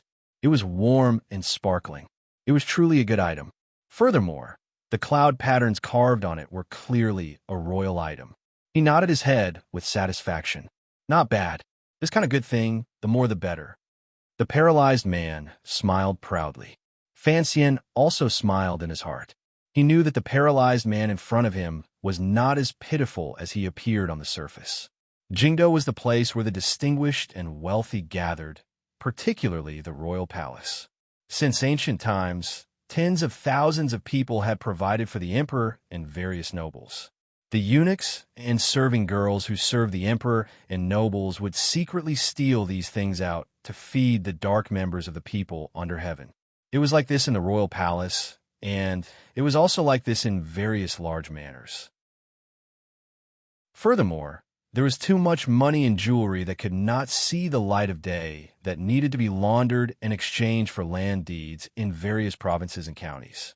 Naturally, only the professionals at the bottom could do this kind of thing. The underworld was this kind of professional, so the truly powerful gangs in the world would all leave a small branch in Jingdo. These Jianghu people did not dare oppose the court, but they would not be courteous in being the court's sewers and earning bits and pieces of silver to spend. Speaking of which, it was very strange.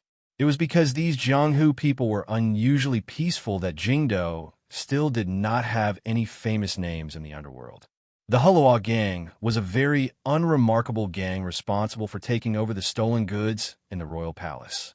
When Fan Xian was in Hangzhou, he had talked a lot with Xia Qifei and had some understanding of these secret powers. Only now did he know that the Hulua gang had a fixed passageway in the palace. He couldn't help feeling deep veneration for them, which was why he had come to Lotus Pond Square today. This paralyzed man was responsible for the first part of the Hulua gang sale of stolen goods in Jingdo. These people were doing things that required their entire families to be executed, so they were very careful. Each part was not connected, and the people receiving the goods often changed. This gave Fan Xian an opportunity to take advantage of. As for the token, it was something the Overwatch Council had prepared many years ago. The paralyzed man looked at his satisfied smile and proudly said, Apparently, this was something the previous emperor had gifted to the Empress Dowager's paternal family. However, something happened later. For some reason, it has now returned to the Eastern Palace. This took a lot of effort. Fan Xian's heart jumped. He smiled and said, Why would the nobles care about these little things? They just casually leave them in the storeroom. After a few decades, they won't forget to use them. The paralyzed man sighed and said, Yes, if this piece of jade was sold in Jiangnan and then sold in Jiangbei, it could probably buy thousands of mu. Fan Xian didn't want to accompany him in sighing and said, First time meeting, I don't know the rules. He spoke very straightforwardly. On the contrary, the paralyzed man did not have any suspicions. He took out an account book from under the blanket and pointed to the space for first-class wine written on it. It's here. Fan Xian smiled and said, You paralyzed man, you sure can hide things under the blanket. The paralyzed man mumbled a few words as if he was recalling the past. He had followed the gang leader to kill everywhere and had been beaten to a pulp by someone with a hammer. The gang leader had taken pity on him, which was why he had come to Jingdo to manage these matters. Fan Xian didn't know much about the story of the Hulua gang, so he didn't respond. After he signed the book with his altered handwriting, he handed over a banknote from his clothes and said, The first installment is 30%. right? Don't take more from me." The paralyzed man looked at the 1,000 liang banknote and nodded. "That's about right. Although this jade is certainly worth more than this, it is, after all, a taboo item. I can only sell it at a discount." After doing all this, Fan Xian carefully put the jade away. Without saying anything more, he walked out of the dark room. Walking along the mud-covered streets of Lotus Pond Square, the sky was still dark and gloomy. Fan Xian's mood, which had been tormented by the matter for a long time, relaxed. He had already thought through how to handle the entire matter. Although this plan was indeed complicated and annoying, Fan Xian had no other choice. In order to ensure Hongzhu's safety and to keep himself hidden behind the scenes, he had to approach the truth with so many twists and turns and expose it. Now that he had a plan in mind, although he didn't know if there would be any problems, it was much better than a few days ago when he faced a pot of braised pork shoulder and couldn't find a place to eat. He had thought through the entire process. All that was left was for Hongzhu to handle. Of course, he also needed the emperor to be as sensitive, suspicious, and full of imagination and intelligence as Fan Xian expected. Just as the eldest princess and Fan Xian had always thought, the Qing emperor was indeed a sensitive and suspicious person. A figure who had stood at the top of politics for a long time would always imagine the worst of all conspiracies and use his intelligence. Thus, the more Fan Xian thought about it, the more relaxed he became. He felt that the emperor was going to be played by him this time. To be able to scheme and not let himself fall into it, Fan Xian felt a rare glimmer of pride. Although he was now a 9th-level ace and a powerful figure, he had always maintained a calm state of mind. However, he could not suppress his pride today. It was probably because, ever since he had entered the Overwatch Council, he had always been weak in the area of conspiracies. In the past, he had Yin Bingyun's help, so he didn't see any problems. However, after the Jiaozhou incident, Chun Pingping had cursed him harshly in his letter and was very disdainful of his ability to weave conspiracies. Thus, Fan Xian was truly proud today. The more he thought about it, the prouder he became. Just as he was feeling proud, he saw a frustrated person under the archway at the exit of Lotus Pond Square. Fan Xian looked at the person with a blue cloth table under the archway, shouting for business in a loud voice. He couldn't help but stop in a daze. Stopping his steps, he hid behind the crowd and took a closer look. It was a litigation master. He was shouting at the top of his lungs behind the blue cloth table to drum up business. His face was slightly pale. It was as if something had happened to his body. Even his voice appeared weak. Fan Xian lowered his head slightly and let the rain hat cover most of his face. Narrowing his eyes, he looked at the table. A strange feeling rose in his heart. That litigation master's business was very bad. Not only did no one ask him to write a lawsuit for them, not even a single person asked him to write a lawsuit on their behalf. Furthermore, some of the commoners who seemed to vaguely know the inside story were walking far away from the blue cloth table, as if afraid of being tainted by bad luck. Fan Xian furrowed his brows and then left Lotus Pond Square. About an hour later, in a private room in a normal restaurant, Fan Xian's face was full of smiles. He pushed a plate of food in front of him and said, "Eat slowly and talk slowly. Why are you like this now?" Sitting across from him was the litigation master from Lotus Pond Square. He was also the person who had fought Fan Xian's first lawsuit in Jingdou and had later been kidnapped by Fan Xian to Jiangnan to help him in the Ming family lawsuit, Song Shuren. Song Shuren had a bandit nickname, Fu Zue. He was also known as the best litigation master in the world. He had always traveled in the government offices. How could he have fallen to the point of setting up a stall on the street? At the time, Fan Xian had been shocked when he saw him on the street. It was only later that he had his subordinates invite him over. However, he didn't dare go to Baiwa brothel. He narrowed his eyes and looked at the dejected litigation master. Although he guessed something, he still couldn't resist opening his mouth to ask about his recent situation. Song Shuren didn't eat. He only sipped a mouthful of white wine and gazed deeply at Fan Xian. Shortly after, he sighed and laughed bitterly 3 times. He didn't say anything. "Speak. Does it have something to do with me?" Fan Xian asked. Song Shuren sighed again. After a moment of silence, he said, "Since you guessed it, then I won't be afraid to embarrass myself.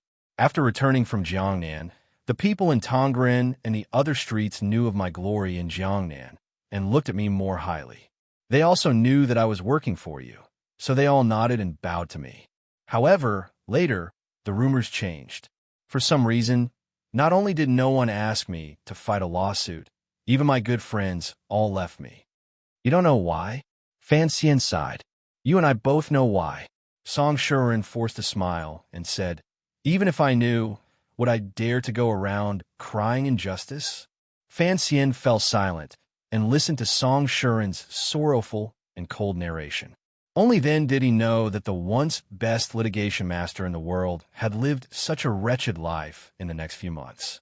Not only was it a problem of not being able to earn money, but it seemed that in an instant, the entire Qing kingdom's bureaucracy had begun to target Song Shuren. The Jingdo government, Ministry of Justice, and even the Ministry of Rights and Taichung Temple all came to make trouble for him. They used all kinds of excuses. In any case, they stripped away all of his family property like it had been hit by wind and rain. No matter how eloquent Song Shuren was, how could he stand against the court's unreasonable methods? Furthermore, the powerful figures he was familiar with in the past were now silent. It was as if they were afraid of the person behind Song Shuren. Presently, Song Shuren could only take his family and rent a place like Lotus Pond Square. His life could be said to be wretched. Fan Xian and he met each other's eyes and shook their heads at the same time. The two of them both knew the source of all of this. Song Shuren had helped Fan Xian fight the Ming family case in Jiangnan. Putting aside how much he had helped Fan Xian, the important thing was that through Song Shuren's mouth, Fan Xian's idea that the eldest son's right to inherit naturally could not be violated, this sacred rule that was not in Qing law but had entered people's hearts, had been broken into pieces. This was a great taboo in the palace. The Empress Dowager had quietly said something, and there were countless people who thought of ways to make Song Shuren shut up. This was a very deep lesson. At least he's fine. Song Shuren touched his neck with some lingering fear. To be able to survive is already heaven's pity. Fan Xian knew that Song Shuren had not been killed completely because the nobles in the palace had given him some face. He couldn't help saying self-mockingly, even if no one dared to help you, why didn't you come find me? When all is said and done, this matter was caused by me. Since you came to find me for help, I had to put in some effort. Song Shuren smiled bitterly and said, I fought a case for you and almost had my family destroyed. How could I go and make trouble for you? Fan Xian knew that this person did not mean what he said. He was probably afraid that if he came to his door, it would instead add more trouble. He looked at Song Shuren and smiled. Don't worry about anything. He took out a banknote from his clothes and handed it over. Song Shuren raised his head and looked at the frightening amount written at the top. He couldn't help but jump in fright. Although he was also a person who had seen the world, he really didn't dare to accept such a large sum of money. Fan Xian said, I will immediately arrange for your entire family to leave the capital. You don't have to worry about safety. Take this money and use it first. Consider it my compensation to you. Song Shuren was silent for a long time and didn't reply. Fan Xian glanced at him and said, Relax, if I wanted to kill you to escape disaster, I would have done so long ago in Jiangnan. You know, I have never been afraid of killing a few people. You have to understand my personality. As long as someone has helped me, I will certainly protect them and give them sufficient compensation. The resentment in the palace will fade in a few days, Fan Xian said meaningfully. At that time, as long as I protect you, who would dare to touch you? The 10th day of the first month was also known among the Qing people as the last 10. It could be considered a relatively important day in the new year. Although it was not like the tens of thousands of people going out on the 7th day, the streets were still lively. Having planned everything, Fan Xian appeared particularly relaxed. He sat in the carriage with Wan and strolled around Jingdo for half a day before. Under the endless urging of his wife and Tung Zijing, he changed his route and drove directly to Prince Hutching's manor, which was not far from the royal palace. The doors of Prince Hutching's manor were wide open, but there were not many guests. The great prince was standing on the stone steps waiting for Fan Manor's carriage. The carriage stopped in front of the manor. The great prince looked at Fan Xian and smiled coldly. "You've come so late. Don't slip away first later." The title of the book was Godly Movement Mecca. The book number was 1001948. Highly recommended because this guy's public version is free and updates 5K a day. Such sincerity and excellence truly makes me admire him. Also, my illness has not healed and is very uncomfortable. My condition is very poor. Please forgive me. Recently, I haven't added much because it is not convenient. Please understand. Chapter 481. The snow in Jingdo stopped and fell again. It was not as free and clear as the snow in Shangjing in northern Qi, nor was it as annoying as the lack of rain and snow in Danzhou. It was as lingering and annoying as the spring rain in Jiangnan. Fan Xian stretched out his hand to brush the snow from his hair angrily. Looking at the great prince at the door of the manor, he said, "It's just a meal. Why are you so nervous?" In reality, the great prince was not wrong. If the inscription on the invitation did not have the name of the great princess of northern Qi, Fan Xian would not have escaped early. He might not even have come. Fan Xian thought painfully, "Why did you summon me, a descendant of the Fan family, for a gathering of royal brothers?" He really didn't want to come. Firstly, he didn't want to see the second prince and his wife when the situation was unclear. Secondly, he was thinking about those sinister things. If the crown prince, the target of his plot, continued to talk to him gently, what should he do? There was no place for him to speak. His wife was already standing in front of the great prince, beaming with joy. She giggled and said a few words, and then the two of them walked side by side into the prince's manor. Fan Xian looked at this scene of deep sibling affection and thought to himself that this brother was not his cousin. His heart ached slightly. How could he not enter the manor? Fan Xian had not been to Prince Huqing's manor many times. Once he entered the manor, there were naturally people waiting on him to sit. Fan Xian looked around and didn't see anyone else, so he relaxed. On the other side of the room, Warner was talking warmly about something with the great brother she hadn't seen in a long time. Fan Xian was bored sitting alone in the hall and couldn't be bothered to interrupt. He half closed his eyes and rested. However, the words beside him kept drilling into his ears. One moment, Warner was teasing the great prince about his appearance after marriage. The next moment, the great prince was asking Warner if she had gotten used to life in Jiangnan, if Fan Xian had bullied her, and how the scenery in Jiangnan was. What kind of yamen was the Hangzhou society? By the time Warner explained clearly to the great prince that the Hangzhou conference had nothing to do with the yamen, Fan Xian couldn't resist yawning. He felt bored. This pair of brother and sister were important figures in the royal family. One of them was a general who had once led troops and killed people. How come when they talked, they were no different from the gossipy women of the Tang family? Just as he was cursing to himself, he suddenly felt a breeze behind him. He vigilantly opened his eyes and turned around, only to see a beautiful young woman dressed in gorgeous clothing lift the curtains and enter. Fan Xian was slightly startled. He stared at the flower in the woman's hair and smiled. "Greetings, Wang Fei." The person who had come was the great princess of northern Qi, the present Wang Fei. When this foreign noble had married into the Qing kingdom, Fan Xian had been the envoy. The two of them had traveled thousands of li together, so they were more familiar with each other than the others. However, ever since she and the great prince had married, it was not convenient for Fan Xian and her to maintain contact. Even the secret promises they had made to each other basically had no room to put into practice. After not seeing each other for a long time, he felt a bit unfamiliar. After the first greeting, Fan Xian didn't know what to say. Lin Warner saw the princess come out and quickly stood up to salute, but was forced by the princess to call her sister-in-law according to the customs of the people. Wang Fei's appearance was dignified, particularly the magnanimity at the tips of her brows and the corners of her eyes.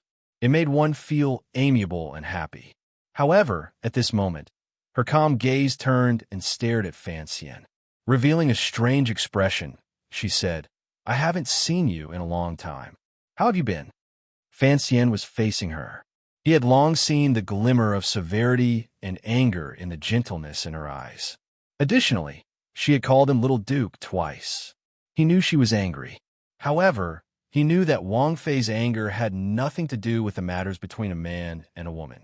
She also wasn't truly angry at him for not seeing or communicating much after sending his relatives back home. It was probably because of the Yongsong Alley incident. He unconsciously glanced at the great prince's expression and found that he could still force himself to be calm. He could only hide his awkwardness and smile. What the great princess is saying, it is best to call me Fan Xian as usual. How about brother-in-law? Although this joke was not funny, Fan Xian's way of addressing her was very particular. He still respectfully called her princess, using an old form of address. Firstly, it made her think of their old feelings. Secondly, he knew that Wang Fei would feel much better after hearing this form of address. Although the great princess of Northern Qi was married to the great prince of the Qin kingdom, and it was not a disgrace to her identity, she was, after all, marrying far away in a foreign country. Furthermore, the background of the marriage was the Qin kingdom's victory in the war between the two countries. Thus, for the Northern Qi people, particularly the great princess, this marriage was not very glorious. Furthermore, the great prince was titled Prince Heching. What did that mean? Each time he thought of the great prince's title, Fan Xian couldn't resist wanting to laugh. He thought that the emperor was indeed a dark and vengeful person. The great princess probably hated Prince Heching's name. As expected, Wang Fei paused upon hearing the words great princess. She had lived in the Qin kingdom for almost 2 years, married a good man, and lived a good life. However, she was, after all, in a foreign land. Although she strictly forbade the servants in the manor from using her full title, it had been a long time since anyone had called her princess. Wang Fei's gaze immediately softened. She looked at Fan Xian and smiled slightly, temporarily giving up on the idea of making trouble for him. Lin Wan and the great prince were both smart people. They could tell that Fan Xian and Wang Fei had carried out a certain level of testing in the previous 2 sentences. Involuntarily, they looked at each other and couldn't resist shaking their heads, thinking that these two were very tired. The 4 of them sat down and chatted for a while. Fan Xian couldn't resist turning his head to glance in the direction of the main door.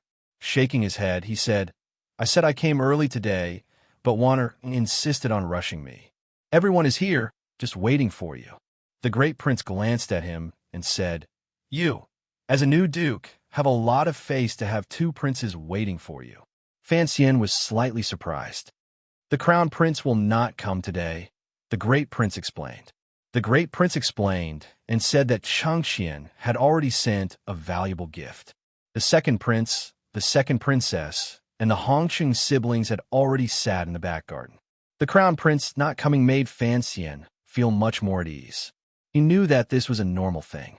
The crown prince's identity was different. He was the heir to the country. Although his position seemed to have wavered these 2 years, his position was still higher than that of the other princes. When the royal family gathered, he had to be invited. However, it was not convenient for him to come. One said in surprise, second brother and the others are already here. Then, what are we still sitting here for? This was not a stupid question. It was to purposely lessen the negative effect the great prince's words had on the atmosphere in the hall. The great prince listened to Wan Er's words and smiled. Let's go over now. He then glanced at Fan Xian. Fan Xian laughed bitterly and thought, since I'm already here, are you still afraid that I'll make a scene in the manor and beat up the second prince? As he thought this, he rose and led Wan Er toward the back garden. The great prince and his wife shook their heads at the same time, thinking that Fan Xian truly did not have the self-awareness of being a guest. They also followed him toward the back garden. As they left the hall, Wang Fei thought of the secret dealings between Fan Xian and her own king and couldn't help but furrow her brows. To the side, the great prince sighed. His heart trembled. This manor had been built by imperial edict the year before. Its main purpose was to be used for the marriage between the 2 countries. In order to reflect the face of the Qin kingdom, the manor had not been thrifty at all. It was especially extravagant and took up a large amount of space. The group of people walked toward the garden for a long time before they saw a flower hall in the distance facing a lake. Faint sounds of conversation could be heard coming from inside. The lake was not large. The weather was slightly better than the day before. The thin ice on the surface of the water had shattered but could not be moved. It rose and fell with the lake water and reflected the faint gray light from the clouds in the sky. It looked like countless pieces of gemstones. The flower hall was particularly exquisite. The black wooden windows on the 3 sides facing the lake were well sealed. Inside, there were cotton curtains that blocked out the wind. In the middle, about half the height of a person, there was a narrow opening. It was inlaid with high-quality glass produced by the palace treasury. Such a design allowed the cold wind on the lake to not disturb the interest of the young nobles. It also allowed one to admire the beautiful winter scenery through the window. It was very thoughtful. Fan Xian looked and smiled. I like this place. If you like it, come more often in the future. It's not like you're an outsider. The great prince's eyes looked forward. He didn't know if the word outsider had a deeper meaning. He said, at first, this manor was grander, but I didn't like it. Fortunately, Wang Fei was clever and changed it a lot. It is no longer what it used to be.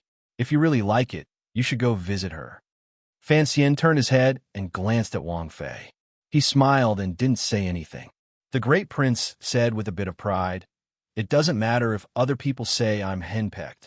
In any case, whatever she likes, I will get it for her. Just this circle of glass along the flower hall cost me a lot of silver. Hearing these words, Wang Fei liked it in her heart, but she couldn't keep her face in front of Fan Xian and his wife. She quietly glared at him. The great prince chuckled and changed the topic. Speaking of this glass, it really is expensive. Speaking of which, you are now the head of the palace treasury. In the future, if you want to change glass, you have to sell it to me at a lower price. Fan Xian begged for mercy. I say, Your Highness, please spare me. As a great general, do you still care about this little bit of glass? Don't say it's cheap. In the future, if you want anything from the palace treasury, write me a letter and I'll buy it for you. The great prince was not happy. He shook his head and said, the palace treasury is important. The silver you earn for the court has to be spent on the river works and border problems. You can't take advantage of it here. Fan Xian knew the great prince was such a loyal person. He was not surprised. He smiled and said, however, you're using glass to please the great princess. I'm afraid you'll have to spend a lot of money in the future. The great prince asked strangely, what do you mean? Is there a lack of glass in my courtyard? Wang Fei covered her mouth and smiled to the side without saying anything. Fan Xian laughed mockingly and said, the great princess grew up in the northern Qi royal palace. You haven't been to the royal palace. The roof of the great hall is completely made of glass. Sunlight can seep in and reflect on the green jade platform and the clear water and white fish beside it. The great prince was shocked and sighed. In the past, I had only heard of it. I thought it couldn't be so exaggerated. Wang Fei has also never talked to me about it. Is it actually true? He clicked his tongue and sighed. Other thoughts rose in his heart. He thought to himself that the northern Qi royal palace was so luxurious. No wonder the strength of the country was weakening by the day and couldn't withstand a single blow. However, these words couldn't be said generously in front of his wife, so he could only swallow them down. Fan Xian had said those words earlier. He had also sunk into the memories of his trip to northern Qi. He was very willing to admire spectacular or extremely beautiful things, so his impression of Shanjing had always been good. Of course, the girls in the city were also not bad. Involuntarily, a strange smile rose to the corners of his lips. Wang Fei also began to miss the scenery of her home country. Lin Wanner looked at the smile at the corner of Fan Xian's lips and couldn't resist pressing her lips together and huffing. Just like this, each with their own thoughts, they entered the flower hall. In the hall, 2 men and 1 woman had already come to greet them. It was the second prince and Hongsheng. Princess Rojia, affectionately called Wanner's sister, Wanner affectionately called second brother, and Hongsheng affectionately called Nji. They chatted leisurely as they looked at the lake view and the tributes sent from the south. It was as if nothing had happened these past few years in Jingdao. It was as if Fan Xian and the second prince were truly two brothers who could not be more intimate. Was this a natural ability of the royal family?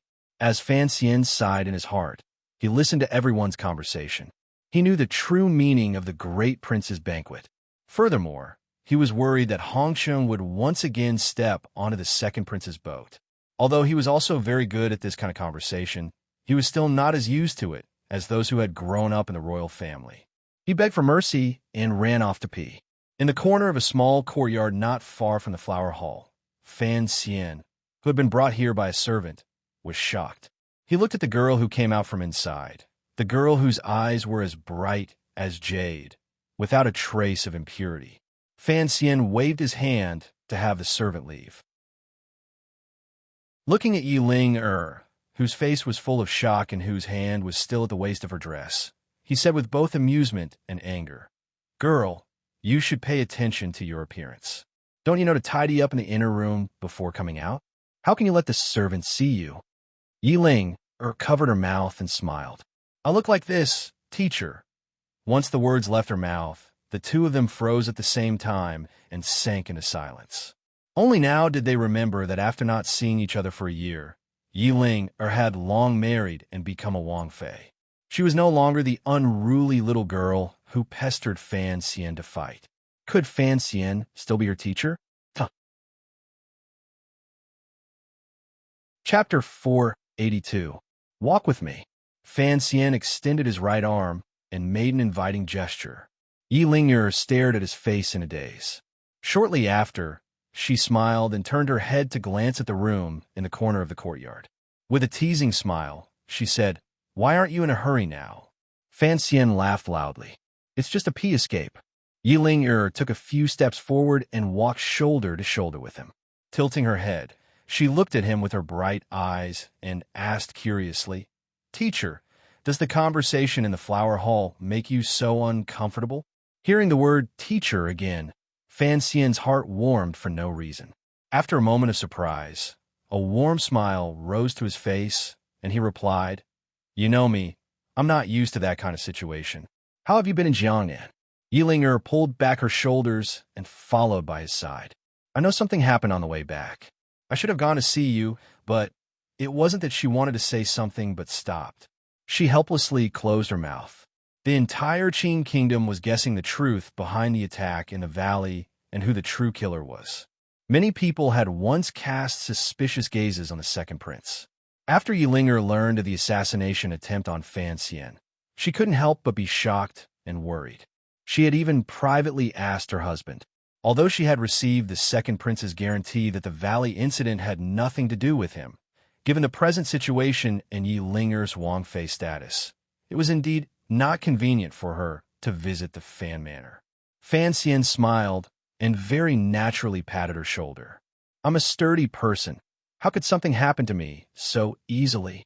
The hand he had extended suddenly froze. Fan Xian pulled it back and laughed at himself. She was now married to a Wang Fei. His words and actions had to be measured. As the two of them chatted about the situation after they parted, they walked along the path in the manor's winter forest toward the lakeside. Fan Xian quietly said, "Wanner hasn't seen you in a while. She's been thinking about you a lot these days." Before Lin Wanner and Yi Ling married, they were the best of friends in the boudoir. However, now that they had separately married, the two people in the younger generation of the Qing kingdom who could not coexist with each other, it was inevitable that there would be great trouble. Yi Ling sadly said, "I also miss her. She usually comes to the manor to play when she has nothing to do." Fan Xian said warmly, "If it's not convenient for you to leave the manor, I'll take her to the manor to see you." Yi Ling sighed and stopped beside a bare winter tree. Gazing at Fan Xian, she faintly asked, "Teacher, I really don't understand you men, including him. You all speak so similarly. It makes people who listen always think that there has never been anything between you." That in this sentence was naturally referring to the second prince. Fan Xian smiled and said, "What does men fighting to the death have to do with the friendship of you girls?" "No problem." Yi Ling had a straightforward personality. She raised her face and said, "Do you think that if one of us becomes a widow, we can still talk as freely as before?" Fan Xian was startled. A moment later, he forced a smile and said, "Then what do you think?" Yi Ling stood silently by the tree and sighed after a long time. She knew that there were many things that could not be changed according to her wishes. As a daughter of the Yi family, in the days before she married, she could wear a red dress like fire and ride a horse through the long streets, letting the people of Jingdo be familiar with her face. She did not care at all what the officials would say or what her father would be angry about, because she was Yi Ling. But what was Yi Ling to the entire Qin kingdom? "I saw your great-uncle in Jiangnan." Fan Xian smiled slightly and changed the topic. He warned, "However, not many people know about this matter, so don't spread it." "I know." Yi Ling was slightly surprised. What did that old man go to Jiangnan for? Now it was Fan Xian's turn to be surprised. "No matter what, your great-uncle is a great grandmaster." "You just call him that?" Yi Ling pursed her lips and said, "He hangs around outside every year. Occasionally, he comes home without bringing anything good. I call him old man. What objection could he have?" Fan Xian smiled. Through Yi Ling's words, he confirmed the closeness between Yi Luyun and the Yi family. Although Yi Luyun traveled the world in name, he certainly returned home many times. Otherwise, the young Yi Ling would not call him so intimately. "After you married, did you throw away your martial arts?" Fan Xian asked quietly. Yi Ling chuckled. She didn't know whether or not her teacher was preparing to test her. But under the current circumstances, Fan Xian still didn't keep his distance to avoid her. This put her in a good mood, and her eyes shone with eagerness. Fan Xian pretended not to see this expression. He minded his own business and left the lonely winter tree, walking toward the side of the lake in front. The two of them had already made a large circle and arrived at the other corner of the cold lake. They could faintly see a corner of the flower hall, not far away, hidden by the winter tree. With a swoosh, a gust of cold wind came from behind him. It quickly and sinisterly stabbed toward the back of Fan Xian's ear. Fan Xian did not turn his head. He shrugged his right shoulder. The tyrannical Jinqi in his body flowed along the increasingly wide meridians and surged into his right arm. It urged his right arm to naturally struggle. He waved his palm backward. His 5 slender fingers became 5 broken branches. They transformed into a number of afterimages. With incomparable speed and clarity, they tapped on the gust of cold wind behind his head. With a series of crisp smacking sounds, the object in the gust of cold wind was knocked down for no reason. However, Yi Ling's reaction was very fast. She threw a punch straight toward the back of Fan Xian's head. Fan Xian did not dare to be careless. With a turn of his toes, his entire body spun around. His palms naturally flipped and blocked in front of him. It was as if 2 large doors had suddenly been erected in front of him, completely blocking the wind from Yi Ling's fist. Immediately after, his feet paused. His knees bent slightly, and he forcefully twisted the noiseless kick from below. With a series of thuds, the battle was declared to be over. Fan Xian and Yi Ling stood by the lakeside. Their fists and palms intersected. Their legs were also locked together. This posture looked somewhat ambiguous. Fan Xian felt the bouncing sensation from the side of his knees.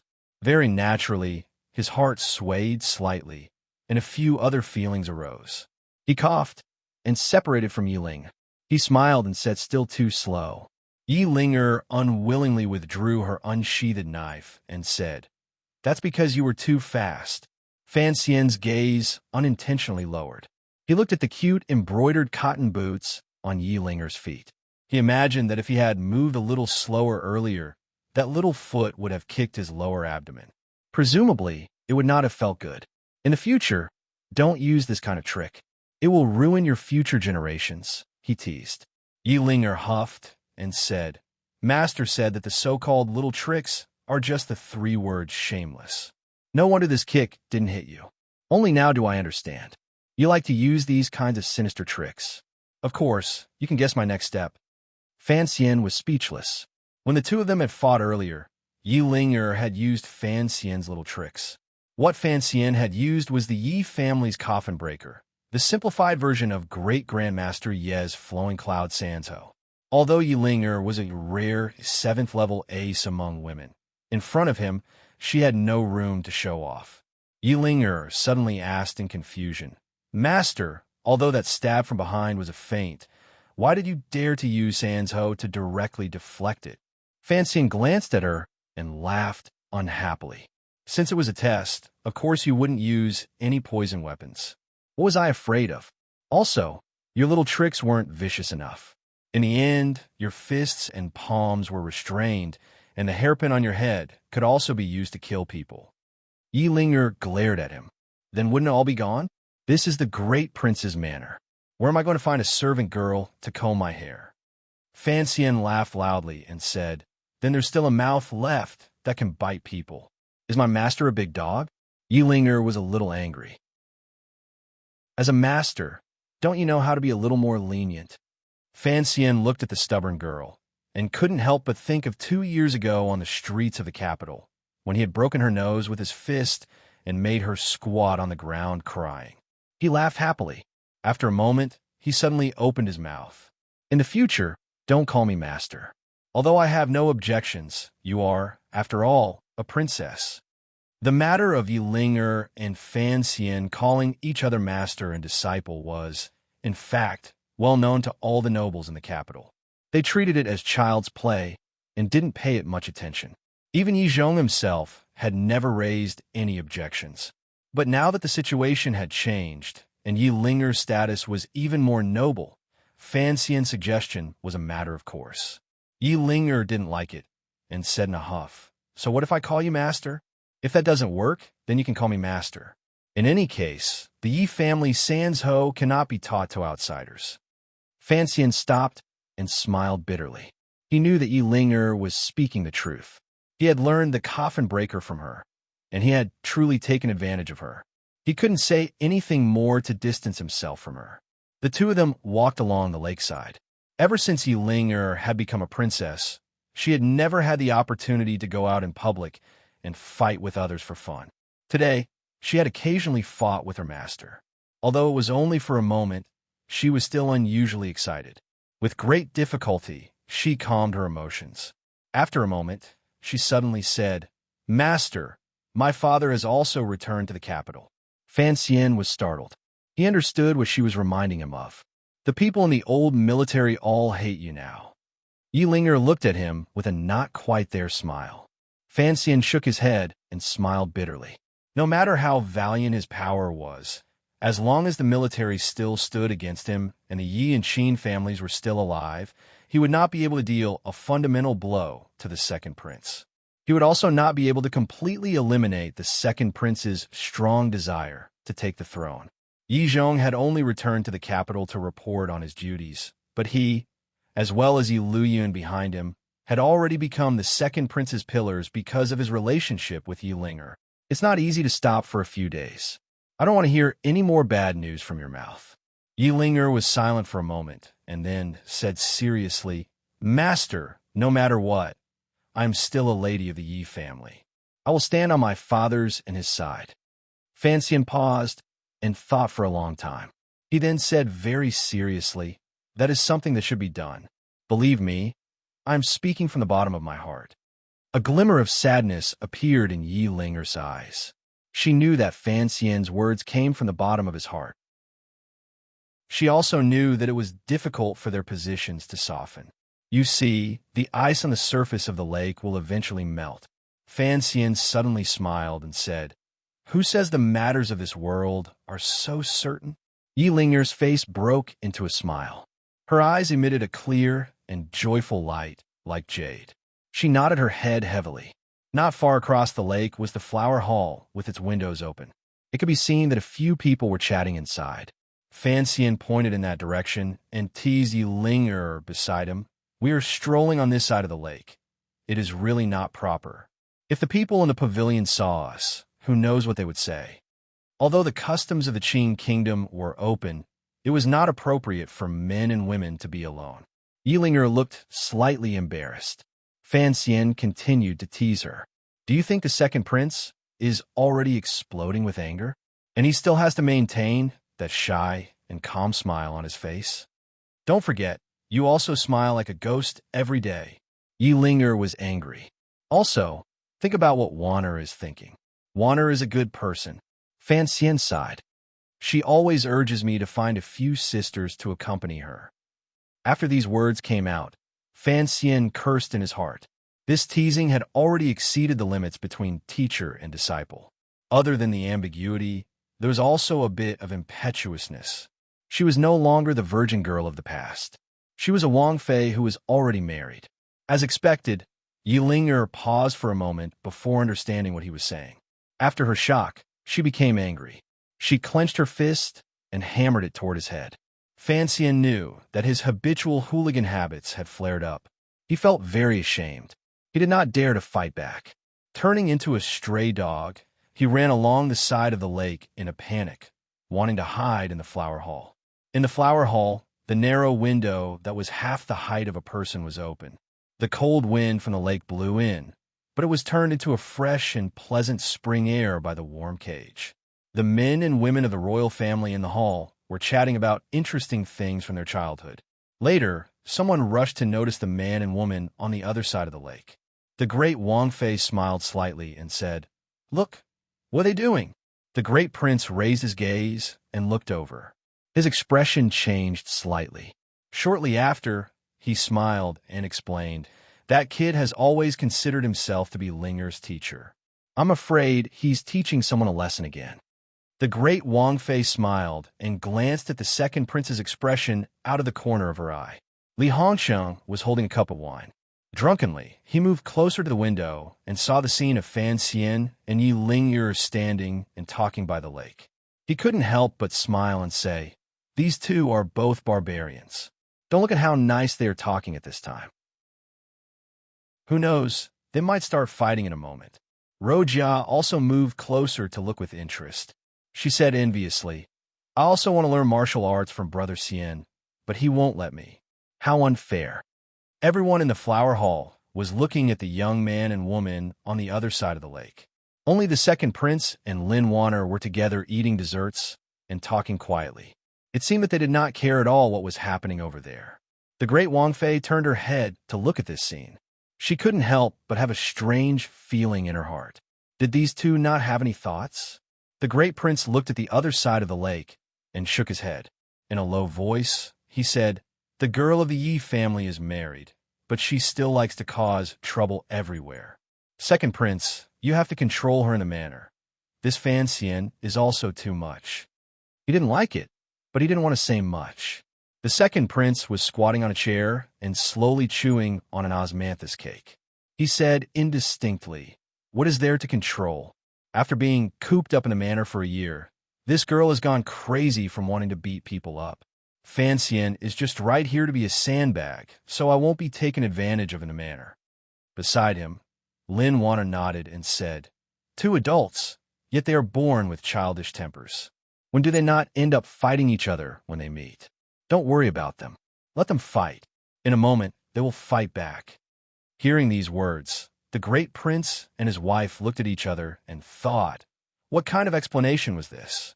After the words were spoken, everyone turned their heads to look again. They saw that a fight had indeed broken out on the other side of the lake. Yi Linger had her fists clenched and was chasing Fan Xian as he fled wretchedly. The great prince couldn't help but smile. He thought that the son of heaven's family could actually have the noisiness and fun of a normal family. Having Fan Xian and Yi Linger, these two unconventional people, was not necessarily a bad thing. The fighting became boring after watching for a while. Everyone returned to their conversation. The second prince accepted the handkerchief Wanner handed him and carelessly wiped his hands. Suddenly, he asked with great interest, "Princess, I have always been curious. The emperor of your country, just what kind of person is he?" Fan Xian was not the only one who thought carefully. It was clear that the great Wang Fei also liked being called the second prince's brother. She smiled slightly and said a few words. When Fan Xian fled wretchedly back to the flower hall, the great Wang Fei was talking about the interesting stories of the northern Qi emperor. Her words traveled out the door and startled him. Chapter 483. recommending a new book, Blessings in a Foreign Land. The purpose of this book is to let the other world taste Chinese delicacies, to lead the other world toward civilization, step by step, to lead the other world toward the four modernizations. The book number is 1008618. Please support me. Thank you very much. The Emperor likes to watch people plant flowers and see the scenery. Oh, isn't that very similar to Uncle's interests? He is very lazy. He just wants to look. Who would dare to let him personally do it? I heard that Hai-Ang likes to be close to the fields. There was an awkward silence. The Emperor is a very interesting person. The Emperor actually often does many interesting things. However, ever since he was young, Mother pulled him up by the ear to learn the ways of governing a country. We rarely get to see him. In the flower hall, the great Wang Fei's faint smiling voice rang out occasionally. Fan Xian stood outside the door and listened quietly. He knew that what this woman said was not false. A dozen years ago, there had been an upheaval in the northern Qi royal family. No one knew how many nobles had been involved, including Lady Shen's father, Shun Zhong, who was now hiding in the Yin Manor. Back then, it was because of this matter that he had made a name for himself. The Northern Qi Empress Dowager only had one son, the current Northern Qi Emperor. The other princesses were all born to the previous Northern Qi Emperor's concubines. Although the great princess who had married into the Qing kingdom was respected by the Empress Dowager and the Emperor, she was, after all, not their own. There was always some distance between them. Furthermore, after experiencing the tragic experience of trying to survive while holding her son, the Northern Qi Empress Dowager was wary of other children of the royal family. The people of the Qing kingdom were all curious about the Northern Qi Emperor. At this moment, they asked questions endlessly. However, the Wang Fei could not give any details. She only vaguely said it was interesting and interesting. Yiling saw him eavesdropping outside the door and glanced at him curiously. Fan Xian smiled and pushed open the door to enter. The great Wang Fei, who had been frowning and troubled, saw the two of them enter. She let out a breath and said, "It's best if you don't ask me. I really can't figure out our emperor. Usually, I can't be bothered to see him in the palace." When he was young, the Empress Dowager watched him very closely. When he grew up, he was busy with national affairs. On the other hand, Fan Xian has traveled with the emperor many times in northern Qi. The emperor has always liked him very much. If you want to ask about something interesting, why don't you ask him? At that moment, Fan Xian and Yi Ling returned to their seats. Yi Ling moved closer to Lin Wan, her face agitated. In a low voice, she spoke of how much she missed Lin Wan. She paid no attention to what the others were saying. Fan Xian and the second prince looked at each other and smiled helplessly. They did not notice that someone had mentioned their names. Hearing the great Wang Fei's words, everyone remembered that other than Wang Fei, the only other person at the banquet who had seen the Northern Qi Emperor was Fan Xian. Everyone knew that the emperor thought very highly of Fan Xian's poetic talent. The crown prince, Li Hongsheng, gave a hiccup and looked at Fan Xian. "And Ji, just what kind of person is the Northern Qi Emperor?" Fan Xian paused and came to his senses. The ruler of a country is not someone I, a foreign official, can discuss. Only after these words were said did everyone in the hall feel awkward. In front of the great Wang Fei, it was indeed not appropriate to rashly discuss the gossip of the Northern Qi Emperor. However, the curiosity of humans was always hard to suppress. Everyone, including the second prince, urged Fan Xian to say a few more words. Fan Xian scratched his head and asked, "Why are you so interested in the Northern Qi Emperor?" The men in the reception hall suddenly became silent, their faces revealing embarrassment. Only the three girls were whispering to each other, like ants gnawing on leaves. The great Wang Fei smiled and shook her head. Lifting the hem of her dress slightly, she left the flower hall with a tranquil expression. She said she was going to see how the arrangements for the lunch banquet were going. Given Wang Fei's status, there was no need for her to personally worry about such chores. Without question, she wanted to give these members of the Qing Kingdom's royal family a convenient place to speak. As expected, After Wang Fei walked far into the flower hall, the great prince shook his head and said, "We have to pay attention. The Northern Qi Emperor has always been mysterious and ruthless. Neither the Overwatch Council nor the military reports have any detailed descriptions. His temperament, hobbies, and joy and anger are like a mystery. So what? As an emperor, he has to maintain his mystery in front of his people," Fan Xian replied with a smile. The great prince said seriously, "But he is the ruler of a foreign country. The more mysterious he is in front of us, the more terrifying he is." Fan Xian furrowed his brows and said, "He is just a young man. How can he be so terrifying?" When he had first met the Northern Qi Emperor in Shangjing, he had thought he was a young man about the same age as him. After he returned to the country, he carefully examined the reports and found that this emperor was actually 2 years younger than him. When he was in Jiangnan, every time he thought of the Northern Qi Emperor's deep and far-sighted plans and how he had used the treasury's silver to participate in the Qin kingdom's internal affairs without batting an eyelid, Fan Xian's heart palpitated. However, this matter involved his greatest secret, so he did not dare speak of it in the flower hall. The second prince put down the fruit in his hand and sighed. Terrifying has nothing to do with age. He glanced at Fan Xian, meaning to say that when he first entered Jingdo, he was only a 16 or 17 youth. Yet, he was terrifying. Shortly after, he smiled slightly and said, "You should know about the matter of Shun Zhong of the Northern Qi Brocade Guard. In the end, Wei Hua became the commander. Shun Zhong died a wretched death, but the little emperor waved his hand and turned the entire matter around. He trapped Shang Shanhu in Jingdo and could not leave. He also successfully took over the power of the Empress Dowager's side. Wei Hua doesn't even listen to the Empress Dowager's wishes anymore. Imperial advisor Ku, he also maintains his silence. Such a young emperor. Where did he get such deep shrewdness? How was he able to convince so many people to stand on his side?" The second prince's tone became heavier. "If the battle between the emperor and empress of Northern Qi develops into a fierce situation, then it will be a blessing for the Qin kingdom. We had originally thought that when the emperor took over the government, he would not be able to compare to the Northern Qi Empress Dowager, who had been in power for a long time. In the end, given the young people's violent temperament, I'm afraid that the Northern Qi court would fall into chaos. Who would have thought that this little emperor would quietly take back power in his hands? This kind of method is truly terrifying." Fan Xian fell silent. He was very clear about the inside story of Shun Zhong's death. He had even suggested this matter to the Northern Qi Emperor through Haitong's mouth. The atmosphere in the flower hall was slightly tense.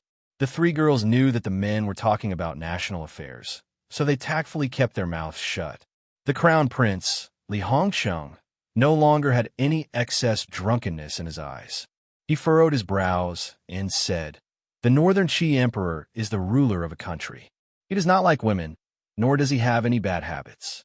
He is clear-headed and self-controlled. This kind of person is the most terrifying. In the future, if the Qin kingdom wants to send an army north, the first thing to consider is not the strength of Northern Qi, but the nature of the ruler of Northern Qi. If the Northern Qi Emperor does not fall into chaos, there is nothing we can do on our side." After these words were said, the great prince and the second prince both nodded. Fan Xian's heart jumped slightly. Looking at this scene, he felt astonished. He was shocked by the serious expressions of the three royal disciples. For a moment, he couldn't speak. Only now did he understand that for him, Northern Qi was only a partner. For the nobility of the younger generation of the Qin kingdom, Northern Qi was destined to be flattened and swallowed up by the Qin court. The Qin kingdom loved martial arts. The people of the previous generation had already conquered a large piece of land. What was left to the people of the new generation was the large but not rigid Northern Qi. This was a fanaticism that was deeply rooted in the blood. Regardless of whether it was the great prince or Li Hongsheng, neither could shake off this fanaticism. Even a gentle and solemn character like the second prince could not forget attacking Northern Qi. The Qin kingdom was powerful and had maintained the momentum of attack for 30 years. For the people of the Qin kingdom, this was no longer a problem to consider. The only thing they needed to consider was when to attack Northern Qi. So, what kind of person the Northern Qi Emperor was a very important matter for the three royal disciples in the hall. Looking at the second prince's thoughtful expression, it was clear that to be able to unify the world was the ultimate goal of the Qin kingdom. It could even temporarily suppress his anxiety about the dragon chair. Everyone says that the Northern Qi Emperor does not like women, but last time, he specifically wanted to swap Sea Lily back to Northern Qi. And gee, you were the envoy last time. Did you discover any details in Shangjing? The great prince asked seriously. Fan Xian slowly said after a moment, "It is true that he does not like women. In the vast royal palace, there are only a few secondary concubines. In order to prevent the power of the extended relatives from growing, the young emperor forcefully resisted the pressure of the large families in Shangjing. The concubines he chose were all commoners. Strangely, the Empress Dowager did not seem to oppose this arrangement." The second prince furrowed his brows and said, "Even if it is to prevent the power of the extended relatives from growing, this kind of arrangement is not a good idea to appease the officials. It is not appropriate." Fan Xian nodded and pretended to be worried. Just as Wang Fei said earlier, the emperor is truly difficult to see through. He is clearly right in front of you, but I always feel that there is a very clever disguise on him. Li Hongsheng laughed. "Come on, the emperor has been very honest with you. Earlier, you said you were a foreign official. I don't think the Northern Qi people see you as a foreign official. Otherwise, after the assassination, why would they send a letter of credence to Jingdo to protest?" The great prince shook his head angrily. "The Northern Qi people have bullied me too much. They actually played such a trick." Fan Xian smiled bitterly. "Your Highness, this matter has nothing to do with me." Speaking of the assassination, the second prince was not at all embarrassed. With a selfless and open-minded appearance, he teased Fan Xian. "Of course, this matter has nothing to do with you. Putting aside the fact that you are a Qing person, Northern Qi only wants to provoke you. Even if the little emperor likes you and pulls you to Northern Qi, would he marry his sister to you?" At this moment, Yiling interrupted. "I think that might be the case. Fan Xian was born with a good appearance, and the Northern Qi Emperor is a fanatic of him." With these words, the serious discussion became a joke. Fan Xian's lips curled into a smile, and he calmly watched the conversation between the men and women. They talked about interesting things in the palace. Fan Xian didn't know much about them. Gradually, he had the illusion of being excluded from the atmosphere. Speaking of which, before he entered Jingdo, the men and women in the flower hall had watched each other grow up. The relationship between the younger generation of the Qing royal family had always been good. He had always been an outsider. However, Fan Xian did not immerse himself too much in these emotions. Because of the discussion earlier about the Northern Qi Emperor, he sank deep into thought. He faintly felt that he was about to catch on as something mysterious. In his mind, he went through the circumstances of his meeting with the Northern Qi Emperor in Shangjing in detail. He then carefully reviewed the year and a half, the tacit cooperation between him and the Northern Qi Emperor, complemented by the Northern Qi Emperor's aesthetic tastes and the little details of his life. A light gradually almost rushed out of his mind. However, it couldn't rush out. Fan Xian was still in a daze amidst the faint fragrance. The people beside him had all quieted down and looked at him, but he still hadn't noticed. Fan Xian abruptly realized he had lost composure. He smiled awkwardly and unconsciously said, "Smells so good. Smells so good." A faint fragrance filled the flower hall. Fan Xian was slightly dazed, and it was as if there was some kind of magic at the tip of his nose that made him dazed again. This fragrance was actually very light and elegant, but for him it was very rich, and it was so shocking. Turning his head, he saw that the great Wang Fei had long returned. She had already changed clothes. Fan Xian forced a smile and asked, "Where did the fragrance come from?" The great Wang Fei was slightly surprised. Shortly after, she smiled. "I didn't think that not only are you exceptionally intelligent, but your mind and nose are also so exquisite. I've worn this fragrance bag for a year, and the prince has never smelled it. Today I just put it on, and you smelled it. Everyone looked at Fan Xian curiously. Yiling sniffed, but didn't smell any special fragrance. It was just that the incense burning in the flower hall was swept by the cold wind on the lake. It was very faint. Isn't it incense? Yiling asked curiously. Wang Fei smiled and said, Of course it isn't incense. She took out a small and exquisite fragrance bag from her waist and said, I brought it from Shangjing. Fan Xian had a strong urge to hold the fragrance bag in his hand and sniff it carefully. However, the fragrance bag was something a woman wore close to her body. It had a deep meaning. No matter what, he could not make such a request. Hearing Wang Fei's words, his expression had already calmed. He smiled and said, They've never been to northern Qi, so they can't smell this faint fragrance. I've been there. No wonder I can smell it. Wang Fei smiled and shook her head. I bet you've also never smelled it. You've been to the royal palace in Shangjing. Have you been to the back of the mountain? Fan Xian nodded. Wang Fei said, What's in this fragrance bag is a golden osmanthus flower. The golden osmanthus flower is on the mountain. There should only be one in the entire world. This golden osmanthus flower's fragrance is very faint. If one didn't pay attention, one wouldn't be able to smell it no matter what. Fan Xian smiled and said, When I went up the mountain, I only stayed for a short while in the pavilion by the stream. I didn't see this rare golden osmanthus flower. It grows on the summit of the mountain. The great Wang Fei smiled and said, It's an isolated species that the imperial advisor personally transplanted from the northern lands. Additionally, the fragrance isn't very strong, so no one has ever collected its stamen and used it as a fragrance bag. Thus, I dare to say that even if Sir Fan Jr. had stayed in the palace, you still wouldn't have smelled it. Fan Xian asked in surprise, Then, Wang Fei, your fragrance bag. Everyone was a bit confused. Why was Fan Xian constantly thinking about this fragrance bag and constantly asking about it? Fan Xian was also afraid of giving himself away, so he smiled and explained, I like this fragrance. I want to give one to Wan. Lin Wan smiled slightly. She knew that her husband was certainly not thinking like this. However, the bystanders did not understand. The great imperial prince said disapprovingly, How can a man put his mind on these women's matters? The great Wang Fei glared at him and said, To be able to mount a horse and embroider flowers, that is a true man. The great prince immediately closed his mouth. The great Wang Fei turned toward Fan Xian and smiled. I'm afraid it won't be easy for you to give one to Princess Chen. No, it may not be easy for other people, but you have the chance. Write a letter to the emperor and ask for it. This emperor was the emperor of northern Qi. Fan Xian smiled warmly and said, Was the one on Princess's body also bestowed by the emperor of your country? Yes. A trace of homesickness appeared in Wang Fei's eyes. She lightly said, In the past, in Shangjing, only the emperor wore a fragrance bag with golden osmanthus flowers.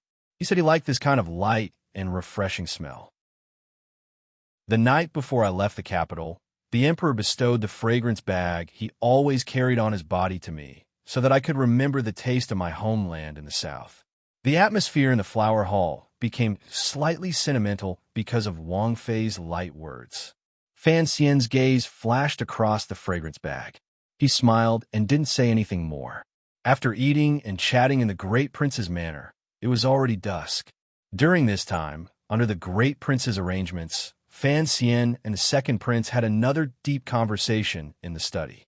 However, the two of them in Baiwa brothel had already talked deeply enough. Presently, the second prince had the Yi family and a great grandmaster behind him, so he would not retreat even half a step.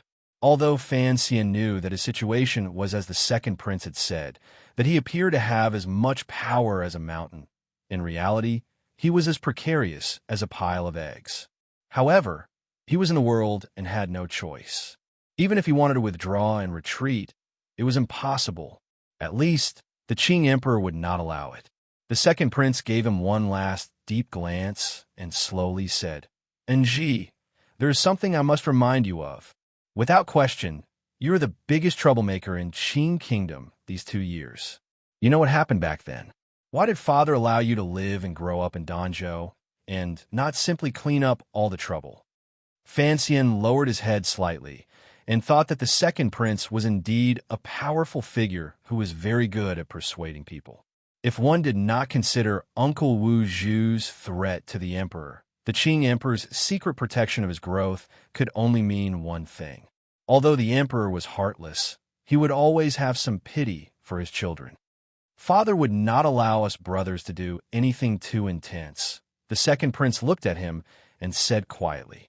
The second prince looked at him and quietly said, "But for you, if the situation cannot be intensified, you can only sit and watch the water flow east. The situation is worsening day by day. This is where your problem lies." Fanxian smiled slightly and thought that the situation was about to intensify. If he wanted to protect everything he had, it would require other people to bear an unbearable price. Regardless of life and death, Fanxian looked at the second prince and said seriously, regardless of life and death had two layers of meaning. One was that life and death had to be distinguished. The other was that it was only about fighting and did not involve each other's lives. The second prince raised his hand and gave Fanxian a light clap. In the afternoon, the Overwatch Council suddenly sent news saying that there were strange movements in Shi Lake. The military intelligence had already been sent to the Bureau of Military Affairs. The palace summoned Fanxian for an audience. As the commander of the imperial army, the great prince had no choice but to leave. The second prince and Li Hongshang could still stay in the manor. Fanxian had his wife and Yiling talk a bit longer. He left the manor alone and sat in his own carriage. Without waiting for the great prince, he ordered the carriage to slowly move along the snow-covered streets of Jingdao. The matter in Shi Lake was not urgent. It would take at least a month for news to travel between the two places. There was no need to rush into the palace at this time. Fanxian needed time to digest what he had encountered today. The black carriage circled a few times on the streets of Jingdao and drove onto a relatively quiet street. Sitting in the driver's seat, Teng Zijing watched his surroundings cautiously.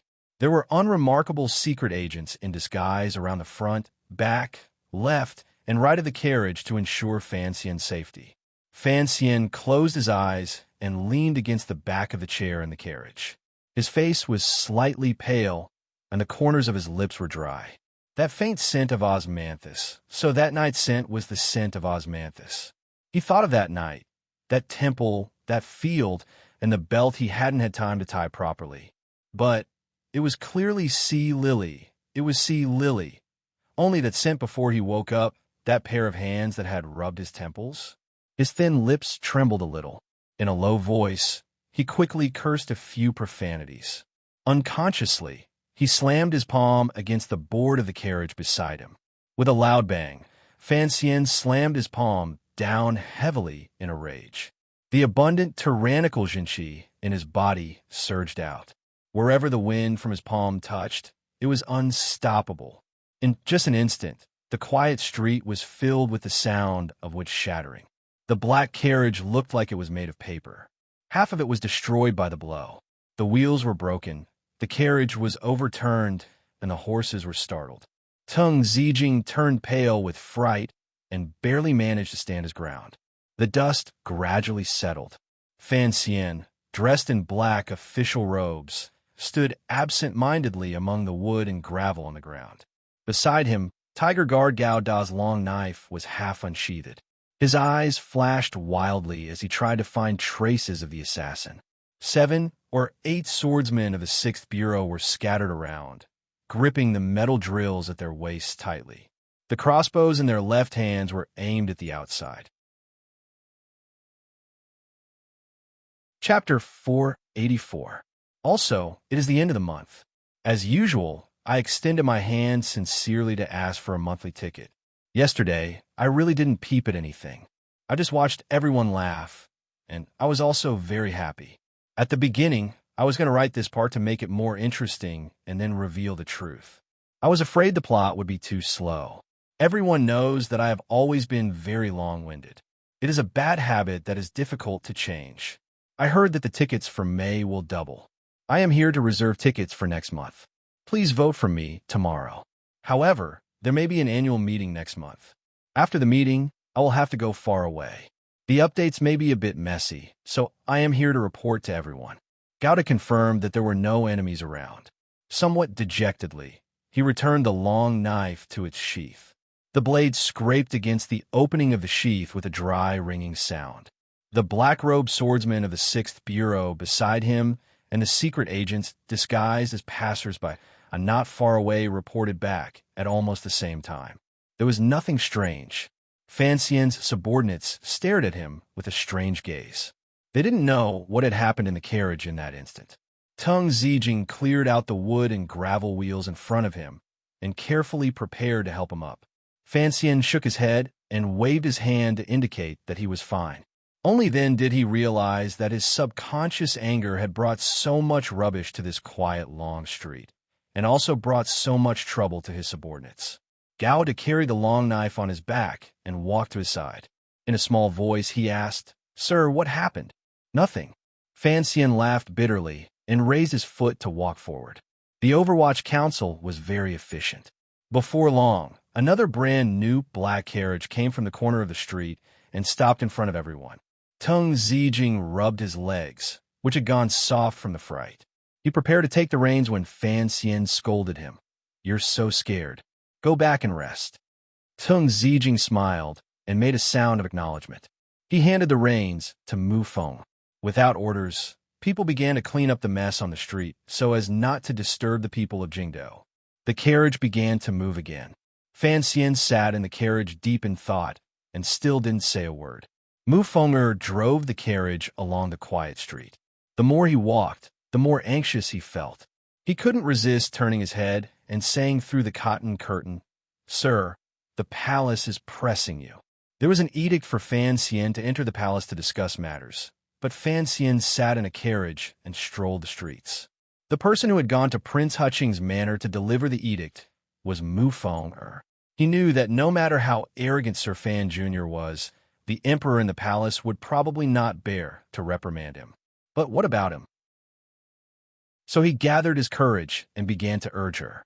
At this moment, Fan Xian did not care about Shi Hu or the royal palace. His mind was filled with the lawsuit. He shouted, "I am thinking about something, don't bother me." The people around the carriage looked at each other, feeling very strange. They did not understand why the commissioner was in such a bad mood today. In the eyes of the officials under heaven, the Overwatch Council Commissioner Fan Xian was a man who appeared gentle on the outside, but was sinister and ruthless in his methods. In the eyes of the internal members of the Overwatch Council, Sir Fan Jr. was an extremely lenient, generous, and magnanimous superior. Fan Xian didn't even say a harsh word to his trusted aides in his daily work, let alone cursing out loud.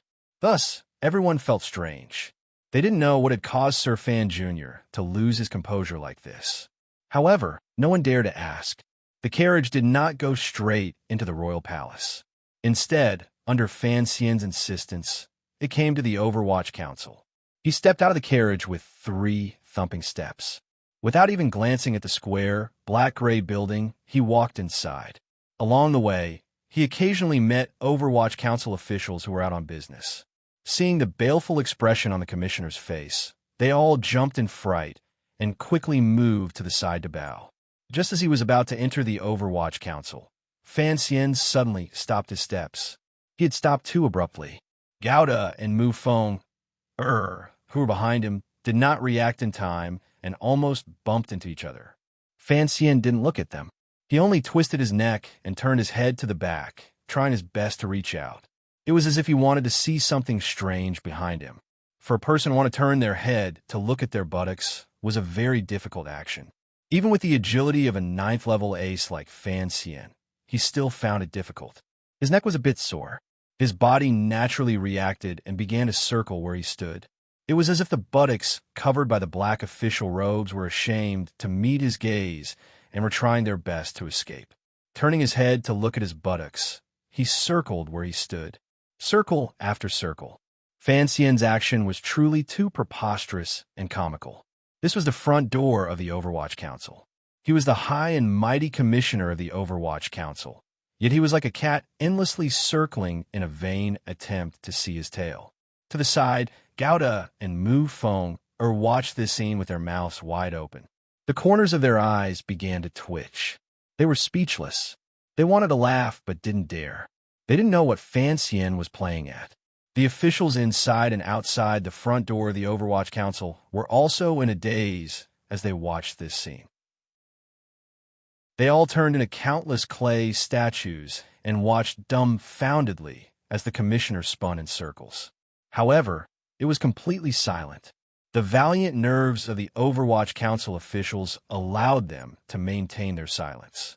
They didn't know if the commissioner, who had suddenly become crazy, was testing them or not. With great difficulty, Gouda closed his lips and looked at Fan Xian. He wondered if the young master had been with the young master of the Lin family for too long and had also become somewhat stupid. Fan Xian suddenly stopped his whirling dance and stood where he was. Although he had only spun a few times, for the people at the side who saw this scene, the few circles of time made them feel as if a day had passed like a year. Fan Xian stood where he was in a daze. He then suddenly extended a finger to point behind him and asked Gouda, "Has my walking posture ever changed?" "No." Gouda shook his head in confusion. Fan Xian's heart calmed slightly. He sighed and scratched his head. He then said, "I also feel that everything is normal." Gouda and Mu Feng didn't understand. Fan Xian suddenly shivered and furrowed his brows in disgust. Wiping his sweaty hands carelessly in front of his robes, he walked into the courtyard. After the figures of the three of them disappeared from the great hall of the front door of the Overwatch Council, the Overwatch Council officials who had turned into clay statues came back to life. They all felt that it was absurd. They looked at each other and saw the mirth in each other's eyes. A wave of discussion suddenly rang out. Fan Xian didn't know that his loss of composure had brought endless topics of conversation to the Overwatch Council subordinates on this boring winter day. He wasn't in the mood to pay attention to these questions. He directly entered the secret room and didn't greet the confused Yin Bingyun. Instead, he had him bring over the Northern intelligence files for this year and a half. The Second Bureau moved quickly. In less than 15 minutes, the small mountain of Northern intelligence files had been piled on the table in the secret room. Fan Xian waved his hand and rudely asked Yin Bingyun to leave. Yin Bingyun furrowed his brows. He could see that Fan Xian was uneasy. He walked out of the room and asked Gouda and Mu Feng in a quiet voice, but he didn't get any clues. One by one, the dossiers were opened and closed. Fan Xian furrowed his brows and sank deep into thought. Most of these files involved stories and news from the royal palace in Shangjing. In the past, Fan Xian had already read most of the content, particularly the parts that involved the Northern Qi Emperor. They were the most important to him. In the past, it had been very difficult to analyze the Northern Qi Emperor's personality from these messy and disorderly intelligence reports. Now, Fan Xian already had his own guesses and judgments about the Northern Qi Emperor. It was much easier to find clues based on this. It was always easier to make bold assumptions and carefully verify them.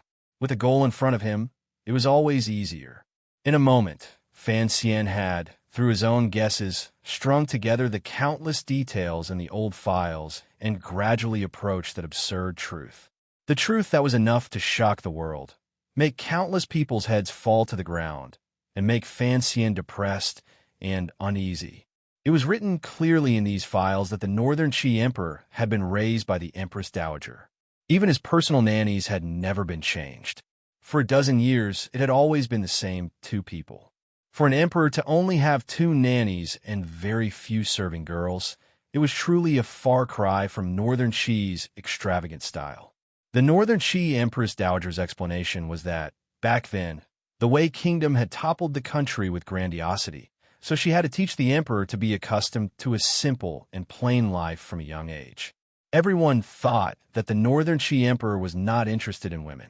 Those four secondary concubines from ordinary families, at this moment, in Fan Xian's eyes, it was enough to explain many things.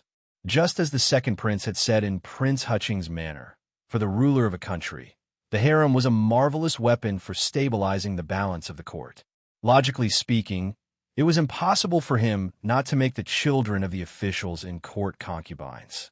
This was a somewhat stupid action, but Fan Xian only now knew that this was the mother and son. No, mother and daughter in the Northern Qi Palace who had no other choice. If the Northern Qi Emperor married the daughter of an official but was never able to have sexual intercourse, this news would naturally spread to the nobility and cause some people to speculate. Furthermore, even if they could not have sexual intercourse, they would still have to sit across from each other and lie together. The daughters of the officials would always find something strange. Only by marrying the daughters of commoners could he completely control all of this. Even with the Qing Overwatch Council's all-pervasive intelligence gathering methods, they still could not have a completely detailed description of the Northern Qi Emperor, much less any special characteristics of his body. This was enough to prove how strict the Northern Qi Royal Palace was in protecting the Northern Qi Emperor's body. All of this, under the circumstances that Fan Xian had made up his mind, pointed to a great secret that could not be announced to the world. Not marrying the daughter of an official and being so careful even when bathing. Other than proving that the Northern Qi Emperor had something difficult to say, it also indirectly comforted Fan Xian a little. The Northern Qi Emperor was not gay. She was a woman. Fan Xian rubbed his slightly sore eyes and raised his head. Leaning against the chair, he seemed to be deep in thought about something. To his right hand was still the intelligence report that Sea Lily had sent through a secret channel. However, there was no need to read it. Since the Northern Qi Emperor was in such a situation, Sea Lily must be well aware of it. Then, the intelligence report that was endlessly sent from Shangjing must be full of exaggeration. Fan Xian's right hand clenched slightly and then immediately relaxed. A light flashed through his mind. He suddenly thought of the words that Haidang had said in Northern Qi Shangjing. Us sisters all think this is feasible. A few sisters? A bitter smile appeared at the corners of Fan Xian's lips. A few sisters? The Northern Qi Emperor, Haidang Duo, and Sea Lily. This kind of sister combination was a bit too powerful. However, they played him in the palm of their hands. It was truly infuriating. Was the person with him that night really the Northern Qi Emperor? That faint scent of osmanthus. If it really was the Northern Qi Emperor, why would she take such a great risk to have a night with him? Fan Xian's brows furrowed. He once again buried his head in the files and carefully examined the intelligence reports from the royal palace in Shangjing this year and a half. He was a very self-aware person. Even though he knew that he had the title of immortal poet in this world, that even Zhuang Mohan admired him greatly, that he was born with a good body, that he could write a few sour lines, and that he could say a few witty words, but he did not think that he was a walking aphrodisiac that could attract all the women in the world to worship under his black robe without a care for their lives. Particularly the Northern Qi Emperor. Judging from the cooperation between Jiangnan and the North, she was a very powerful and far-sighted character. It was impossible for her to play such a trick just because she desired Fan Xian's beauty.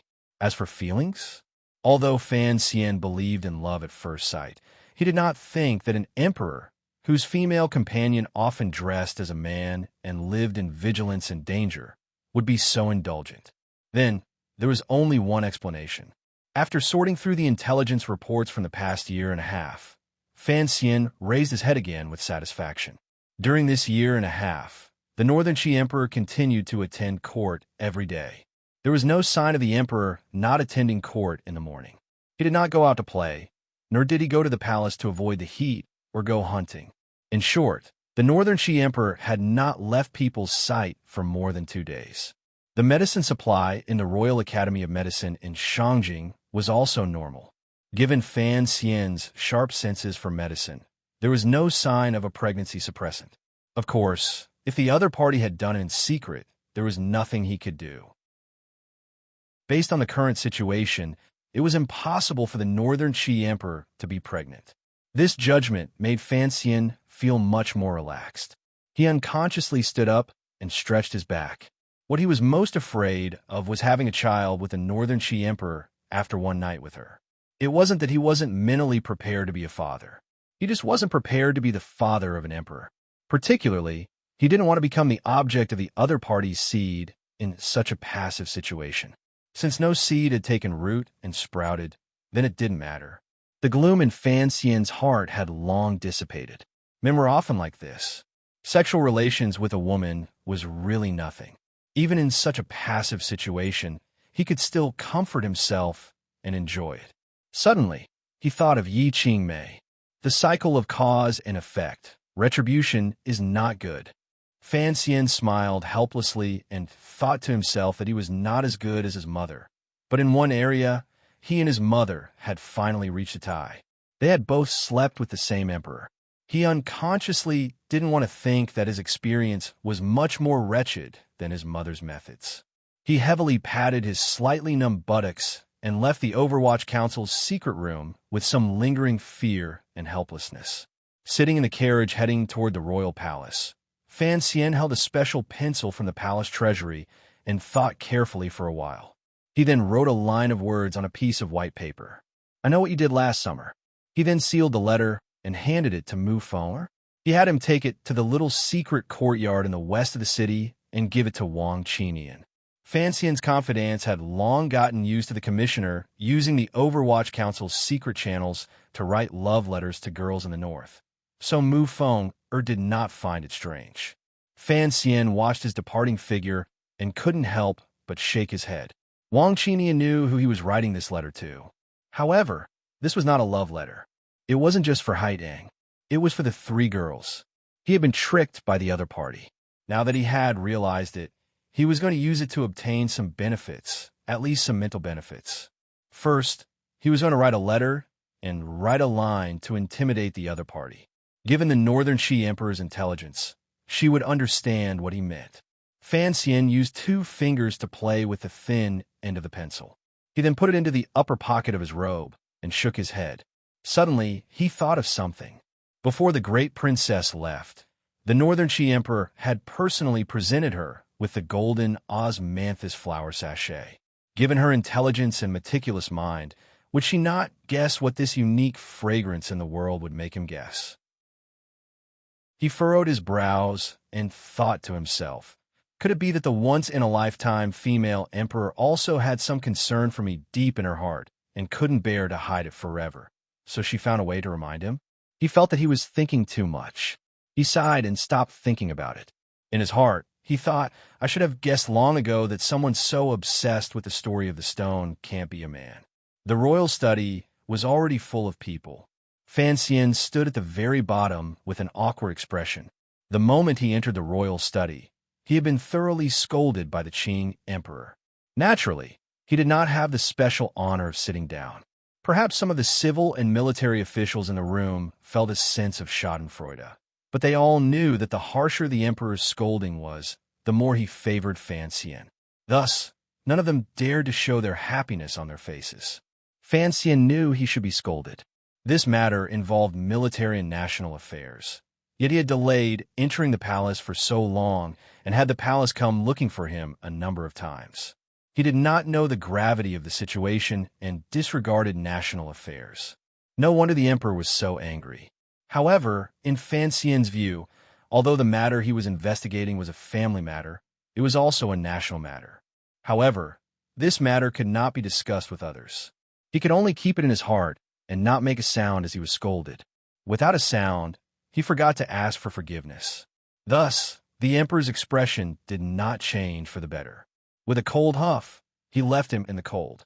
The emperor had summoned Fan Xian into the palace with the intention of finding an opportunity for him to come into contact with the Qing kingdom's higher-ups when it came to dealing with sudden incidents. He had the intention of teaching and advising him. Unexpectedly, Fan Xian had come so late. This made the emperor unhappy. The discussion had begun a long time ago. The initial decision was for Yi Zhong to lead the army 300 li to the west and suppress the restless nerves of Shi Hu. At the same time, the northern governor, Yan Xiaoi, was to return north early to resist the arrogance of northern Qi's mighty general, Shang Shanhu. There were also some specific logistics issues that Fan Xian didn't hear word of. He only knew that the emperor had finally fulfilled his promise to him and sent Yan Xiaoi away. As for Yi Zhong, Fan Xian unconsciously raised his head and saw a general sitting second to his right. This general was not tall.